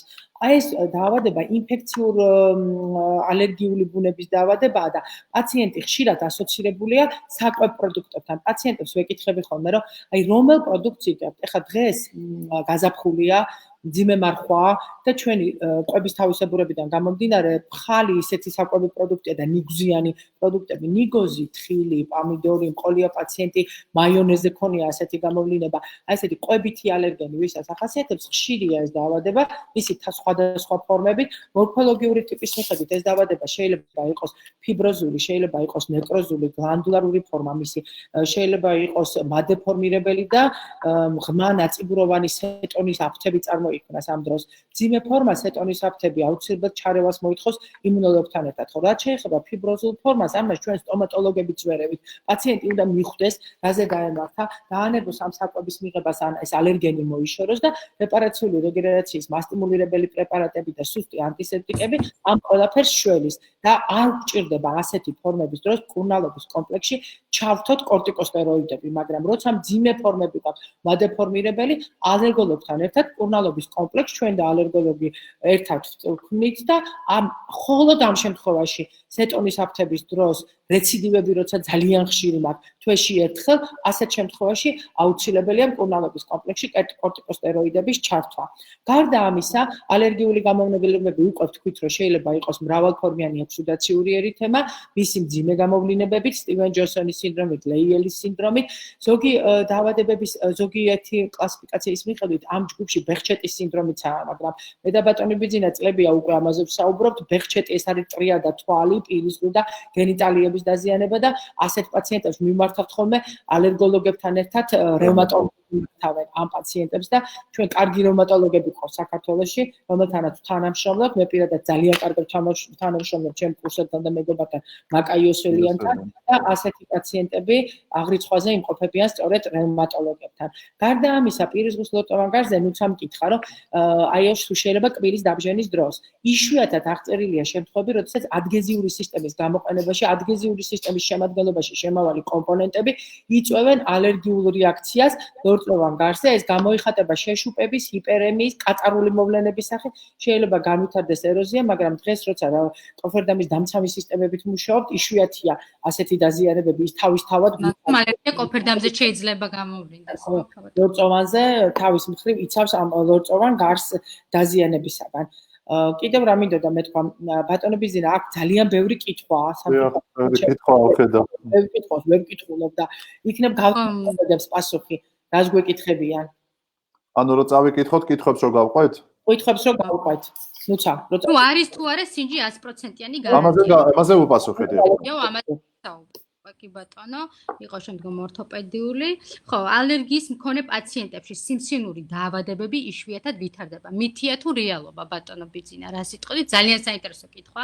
ამ კითხვას სვამს არაჩვეულებრივი, ძალიან კარგი ონკოლოგი, თან გინეკოლოგი, ქალბატონი თამუნე და აი მაინტერესებს აი ამაზე რა პასუხს გაგვცემ. ეს ბოლომდე დადასტურებული არ არის, ნამდვილად არსებობს იგივე ავსტრიაში, აკახასთან ერთად, კლინიკასთან არის საკოლევიჩ ჯგუფი, რომელსაც ონკოალერგოლოგის მიმართულებით არიან დაინტერესებულები და არის ესეთი მოსაზრება, მაგრამ ჯერჯერობით ამ ჯგუფს და ზოგადად პუბლიკაციებში ჩანსო ესეთი ცალსახა სტატისტიკურად სარწმუნო კორელაცია, რომ ალერგია ვისაც აქვს და ნამდვილი ატოპიური დაავადება, თუნდაც მძიმე, რომ სიმსივნური დაავადება არ ემართებოდეს, ჯერჯერობით მსგავსი მტკიცებულება არ არსებობს, თუმცა აი იმუნოლოგიური TH1, TH2 მექანიზმიდან გამომდინარე, ეძებენ ამ შესაძლო კავშირებს და ბუნებრივია თუ რამე იქნება ხელშესახები, ნახავთ, ჯერჯერობით ეს არ დასტურდება. ჩვენი კოლეგა იმპლანტოლოგი ბატონი გალაქტიონი გვეკითხება, რა თქმა უნდა მოგესალმება. კონსერვატები იყო ნახსენები და რამდენად შესაძლებელია ერთ და იგივე ჯგუფის პრეპარატზე სხვადასხვა რეაქცია ჰქონდეს პაციენტს კონსერვანტების გამო და ალბათ შესაძლებელია. ნუ ალბათ შესაძლებელია, ხო ხა ამის გამორიცხვა როგორ შეიძლება ჩვენ იმდენ რაღაცაზე ვისაუბრეთ, რომ ძირითადი ნივთიერებების გარდა ჩვენ გვხვდება ეს 1000 კონსერვანტი და დანამატი. ამიტომ ყველა პაციენტი არის ინდივიდუალური, რა თქმა უნდა, მაგრამ ბევრი რამის წინასწარ განსაზღვრა შეუძლებელია, უბრალოდ თუ ალერგიული ადამიანი შეიძლება დაიხმაროთ ალერგოლოგი. რომ ამის გარკვევაში უფრო დაგეხმაროთ. დიახ, ერთი კითხვა მექნება მე პირადად ჩემგან. იცით რა მაინტერესებს, ძალიან ბევრი სახეობის ალერგენი არსებობს. უშუალოდ ბოლო მოდი ავიღოთ 3 წელიწადი რა შეგხვდათ ისეთი ახალი ალერგენი რომელზეც მანამდე ალერგიული რეაქციები და თქვა ამ დაავადების ქვეშ არ ვლინდებოდა. აი ყველაზე აქტუალური ახლა რა გახდა, აი რაც თანამედროვეობა მოიტანა და თუნდაც ახსნათ ეს არის ეკოლოგია, ეს არის ყოველდღიურობა, საოფისე სისტემაში ცხოვრება თუ აი რა თუ არსებობს ასეთი რომელიც აი ბოლო წლებია შემოვიდა. აი ეს არა, ალერგენები ახლა ეს დღეს შემოვიდა და გუშინ შემოვიდა, ეს მიდგომა რასაკვირველი არ არის, ალერგენები არსებობს, რომლებიც არიან სტაბილური ალერგენები, ეს არის რესპირაციული, ანუ ჰაერში და ბუნებაში არსებული ალერგენები, მცენარეები და ოთახის მტვერი და ცხოველური ბეწვი, რომლებიც არსებობენ უკვე საუკუნეების განმავლობაში და თანამედროვე ალერგენები, რასაკვირველი ეს არის უფრო ფსევდოალერგენები, ესე ქვია მათ. ეს არის კვებითი დანამატები თუ მედიკამენტური დანამატები და ასე შემდგომ, რომლებიც ყოველდღიურ განსაკუთრებით პროცესირებულ და რაფინირებულ კვებით პროდუქტებში გვხვდება. რა თქმა უნდა, მათი ალერგია ძალიან მაღალია ამ ეგრეთ წოდებულ ფსევდოალერგენებზე და ხშირად სამწუხაროდ მათ ესეთი ალერგიული სინჯები ვერ უკეთდებათ. ძირითადად ეს არის ემპირიზმი, აი ქალბატონი ნინო ამბობდა გინგივიტის ფორმაზე, პლაზმური ჯოდოვან გინგივიტზე და რასაკვირველია ჩვენ თუ ეხა ეჭვს არ მივიტანთ, რომ საღეჭი რეზინს თუ ბავშვი დღეში 5-ჯერ სხვადასხვა ნაირსახეობის ფერადს გემოვნებით იცვლის და ეხა ამას არავითარი სინჯი ვერ გაუკეთდება. ეს უბრალოდ უნდა აუგრძალოთ პაციენტს ექიმმა და სტომატოლოგმა ერთდროულად. ამიტომაც ბევრი რამ მედიცინაში და ჩვენს დარგში არის კარგ ანამნეზზე დამოკიდებული. კარგი ანამნეზი ეს არის რასაკვირველია მთელი მის დაავადების დიაგნოზის ნახევარი. რა თქმა უნდა, ამიტომაც ჩვენ ამას ძალიან დიდ ყურადღებას ვანიჭებთ. და კონკრეტული დაავადების პათოგენეზი უნდა ვიცოდეთ, რომ მივხვდეთ რა ვკითხოთ პაციენტს. დიახ, რასაკვირველია. კი ბატონო, ერთი ცოტა გრძელი კითხვაა, რადგან მას პრეისტორიაც უძღვის, მაგრამ მაინც წავიკითხავ, ანუ ბატონ ბიძინას, რომ არიან მათი შულები თქვენი პაციენტი, აქვს ალერგიული ასთმა ოთახის მტვრის ტკიპაზე, 3 წლის განმავლობაში იკეთებდა დესენსიბილიზაციის თერაპიას, ახლა უკვე თავად მართავენ პაციენტები, მშობლები, თუ საჭიროა ანტიჰისტამინური პრეპარატებით და სიმბიკორტით, მართავს და მაინტერესებს ასეთი პაციენტებს, რა თქმა უნდა, შესაძლოა დაჭირდეთ ადგილობრივი ანესთეტიკებიც, მათ შორის მის შულსაც უბრალოდ დაბჟენის დროს და რამდენად საჭიროა ამ დროს ალერგიული სინჯის გაკეთება ყველა პროცედურის წინ. ან რამდენ ხანში ერთხელაა რეკომენდებული? მე დავამატებ კითხვას. დაგვიჯდება პაციენტი სავარძელში და ანამნეზით ვარკვევ რომ აქ ბრონქული ასთმა წარსულში თუ გინდ. აი რას გვირჩევთ სტომატოლოგებს, როგორ მოვიქცეთ? ბრონქული ასთმის შემთხვევაში პაციენტი, რა თქმა უნდა, ნებისმიერი ასეთი პროცედურის დროს, თუ ეს ანესთეზიას უკავშირდება ზოგადად ადგილობრივ და ასე შემდეგ, მისი დაავადება უნდა იყოს მართული. თუ თქვენ გეტყვით პაციენტი, რომ მე ბოლო 1 წელია საერთოდ ექიმი არ მინახავს და ასე ვთქვათ, ჩემით მკურნალობ, რა თქმა უნდა უთხრათ, რომ კონსულტაცია გაიაროს ექიმთან. იმიტომ რომ ნებისმიერი პოტენციური რისკი, კიდევ ერთხელ ვამბობ, მეც და ბრონქული ასთმით დაავადებულ ადამიანს გვაქვს ერთნაირი მედიკამენტური ალერგიის რისკის. მაგრამ რეაქციის განვითარების შემთხვევაში ის შეიძლება დაიღუპოს საბარძელზე და ვერ მოასწროს სასწრაფო სამედიცინო დახმარება. როცა ჩვეულებრივი ადამიანს, ვისაც არ აქვს ეს დაავადებები, უფრო შედარებით მსუბუქად წავა. მას დაემართება ასთმის მძიმე შეტევა. ამიტომ დაავადება უნდა იყოს გაკონტროლებული. ნებისმიერ პაციენტს ეხება ეს არ აქვს ამას მნიშვნელობა. ალერგია. ერთი ასეთი კითხვა საქართველოს სტომატოლოგიურ ქალბატონო თუ გნებავთ თქვენი კითხვაც და ესეთ ჩვენი კოლეგა გვეკითხება რომ ანუ განსხვავებით ამაზე კი ვისაუბრეთ, მაგრამ მაინც შეგეკითხებით ამერიკისგან და ევროპისგან განსხვავებით საქართველოში პაციენტი უფრო მეტი პაციენტი აღნიშნავს ალერგიულ ანამნეზს და რატო არის ეს ხოვება, რატო თქვა განვითარებულ ქვეყნებში ნაკლებად აღნიშნავენ და ჩვენთან რატო აღნიშნავენ უფრო მეტად ანამნეზში ალერგიებს. აი რა განაპირობებს ამას ბატონო ბიძინა? ეს შეიძლება ითქვას რომ თქვა კარგად მართავენ ისინი საკუთარ სამედიცინო ისტორიას, თუ თქვა ინფორმირებულება არ არის ჩვენთან თუ სერვისები. აი რა პასუხს გასცემდით ამ კითხვას? ეხლა ზუსტად ვერ გეტყვით სამედიცინო თვალსაზრისით და წმინდა მეცნიერული თვალსაზრისით განვითარებულ ქვეყნებში ამერიკის შეერთებული შტატები ეს თუ ევროკავშირი, იაპონია თუ ისრაელი ალერგიული დაავადებები არის ჩვენთან შედარებით 60-ჯერ მეტი. რასაკვირველია კიდევ ერთხელ ვამბობთ რომ თუ ჩვენ ახლა ვეხებით მაინც და მაინც სტომატოლოგთან განვითარებულ ალერგიულ რეაქციებს, რასაკვირველია ისინი ამას უფრო სკეპტიკურად უყურებენ, არავითარ პაციენტებს თუ ანაფილაქსია არ აქვს გადატანილი სხვა პუნქტის შემთხვევაში არ აგზავნიან ალერგოლოგებთან, იმიტომ რომ ამბობენ რომ რეაქციის შემთხვევაში ჩვენ შეგვიძლია მათ აღმოუჩინოთ პირველადი სწორი დახმარება. ამიტომაც მათი მიდგომა შედარებით არის კაცრი და ძალიან ასე ვთქვათ მე ვიტყოდი ცოტა არა ლაბილური და არასწორი პაციენტებთან მიმართებაში. შესაბამისად, ეს არ ნიშნავს, რომ იქ ალერგიული რეაქციები არის ნაკლებად. იქაც არის ალერგიული რეაქციები, მაგრამ კიდევ ერთხელ ვამბობ, სტომატოლოგები ძირითადად ალერგოლოგის დახმარებას მხოლოდ ითხოვენ იმ შემთხვევაში, თუ ერთხელ პაციენტს უფიქსირდება ანაფილაქსიური შოკი მედიკამენტზე. თუმცა მე ერთს დავამატებ კიდე ბატონო გერმანიაში რამდენიმე თვით ვიყავი წლების წინ სტაჟირებაზე და იქ მაინც ცენტრალიზებული სისტემაა. პაციენტი, როდესაც მოდის სტომატოლოგთან, მას გამზადებული ისტორია აქვს, მოტანილი ალერგიულია თუ არა და ალერგოლოგმა წინასწარ იცის სტომატოლოგმა რა უნდა ჩარიოს თუ არა მკურნალობის პროცესში ალერგოლოგი და აქვე ვიტყვი კიდე ერთს ბატონ ბიძინას ძალიან რთული პაციენტები ყავს და მახსოვს ერთხელ გამომიგზავნა სტივენ ჯონსონის სინდრომი, უმძიმესი ფორმა ალერგიის, გამომიგზავნა სტივენ ჯონსონის სინდრომი გადატანილი ბავშვი მახსოვს იმ ბავშვთან ერთად 10 ჯერ მოვკვდი და გავცოცხლდი. ამიტომ არ არის ჩვენ თავზე არ უნდა ავიღოთ ის რაც არ გვევალება. ყვანან გვერდზე კვალიფიციური ეს დარგი ჩვენ ქვეყანაში კარგად განვითარებულია. ყვანან კვალიფიციური ალერგოლოგები, რომლებიც ყველანაირად გვეხმარებიან, ხვალში გვიდგანან და ყოველთვის უნდა გქონდეს მათი იმედი. და ერთად მულტიპროფილური მიდგომა ძალიან მნიშვნელოვანია ჩვენ საქმეში. და რაც შეეხება თვითონ სტივენ ჯონსონის სინდრომზე ვიტყოდი ერთს და ტოქსიური ეპიდერმალურ ნეკროლიზს, ეს არის მდგომარეობები, თუ ის განსაკუთრებით ყველაზე ხშირად არის მისი გამომწვევი ტრიმეტოპრიმ სულფომეტოქსაზოლი, ანუ მარტივად რო ვთქვათ ბისეპტოლი, თუ ამ ტიპის პრეპარატზე და თქვათ ცეფალოსპორინზე ეს ოდესმე განვითარდა, მსგავსი ტიპის წამლის გამოყენება მთელი ცხოვრების განმავლობაში არ შეიძლება.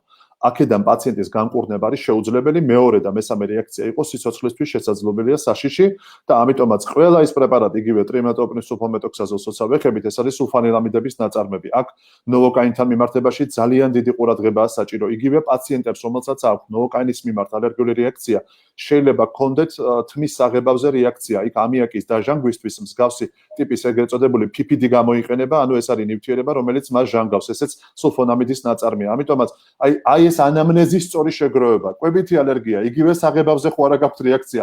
შეიძლება ელემენტარული ინფორმაციის მოწოდება პაციენტისგან თქვენთვის იყოს ძალიან დიდი მინიშნების საფუძველი, რომ რისკის წინაშე არ დადგეს. ამიტომ რაც უფრო მეტი გვეცოდინება, ყველას ერთად ჩვენი პაციენტები უფრო დაცულები იქნებიან. კი ბატონო, აი აქ კითხულობს ახლა ჩვენი კოლეგა, კონკრეტულად საჭიროების შემთხვევაში რომელ პრეპარატს მივანიჭოთ უპირატესობა დექსამეტაზონს თუ პრედნიზოლონსო? რასაკვირველია რეაქციის სისწრაფის შემთხვევაში, თუ ეს არის ყვინკეს შეშუპება და ჭინჭრის ურტიკარია, ამ შემთხვევაში არჩევის პრეპარატი, რა თქმა უნდა, არის ადრენალინი.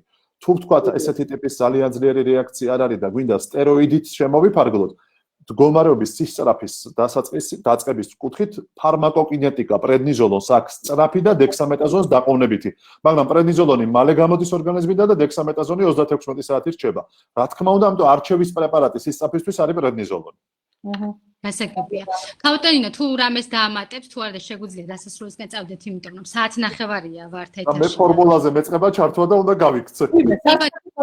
დიდი მადლობა მოუხადოთ ბატონ ბიძინას. იქით თქვენ დიდი მადლობა, ყველას დიდი სიყვარული.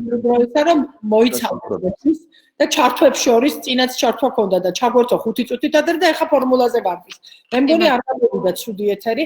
მადლობა კომპანია Spring Dental-ს ამ საინტერესო ჩართვის საშუალება რომ მოგცა. მადლობა შენ ნუცა, კარგი მოდერატორობისთვის და კარგი პასუხებისთვის ორთოპედიულ სტომატოლოგიაში და მადლობა ჩემს მეგობარს და ჩემს პარტნიორს ამ საქმეში, ბატონ Bidzina Kulumbegovs, თელ მის გუნდს, ხალბატონ მაიას მივესალმები კიდევ ერთხელ ნინო ლომიძეს და თქვენი იმედი არ მომიშალოს ღმერთმა მეპირადად. დიდი მადლობა თქვენ ყველას ესეთი დიდი მადლობა კიდევ ერთხელ. უღრმესი მადლობა ბატონო Bidzina, ჩვენ კიდევ ერთხელ და არაერთხელ შევხვდებით, იმიტომ რომ ჩვენ ბევრი წელია უკვე მეგობრობთ, თანამშრომლობთ და არაერთ სამეცნიერო ჩვენს მიერ ლიგის მიერ ორგანიზებულ ღონისძიებაში. ეხლა მე ვუყურებდი და 355 კაცი გვიყურებდა და დიდ კონგრესებზე არც ერთ დარბაზში 355 კაცი ეთერში არ იყო. ხვალ ნახოთ ციფრი რამდენი იქნება. არა, მე ვამბობ ლაივში მაყურებელი, თორე მე ალბათ კიდე ნახავს ბევრი აი, დიახ, კი ბატონო. საქართველოს წინასწარ კიდევ ერთხელ ბატონო ნინო, დიდი მადლობა თქვენ. დამდეგი მოულოცო მთელ საქართველოს დამდეგი დიდი დღესასწაული ქრისტიანული აღდგომა და ღმერთი გადაგვაჩენს იმედია მალე დავძერთ COVID-19 დღეს კი ყველას მოგიწოდებთ დარჩეთ სახლში მადლობა ეს დავამატებ თითოეულ ადამიანს აქტივობისთვის და კითხვებისთვის ჩვენს კოლეგებს და არა კოლეგებს უღრმესი მადლობა აქტივობისთვის კარგად ბრძანდებოდეთ და გისურვებთ ჯანმრთელობას ნახვამდის მადლობა კიდევ ერთხელ ნახვამდის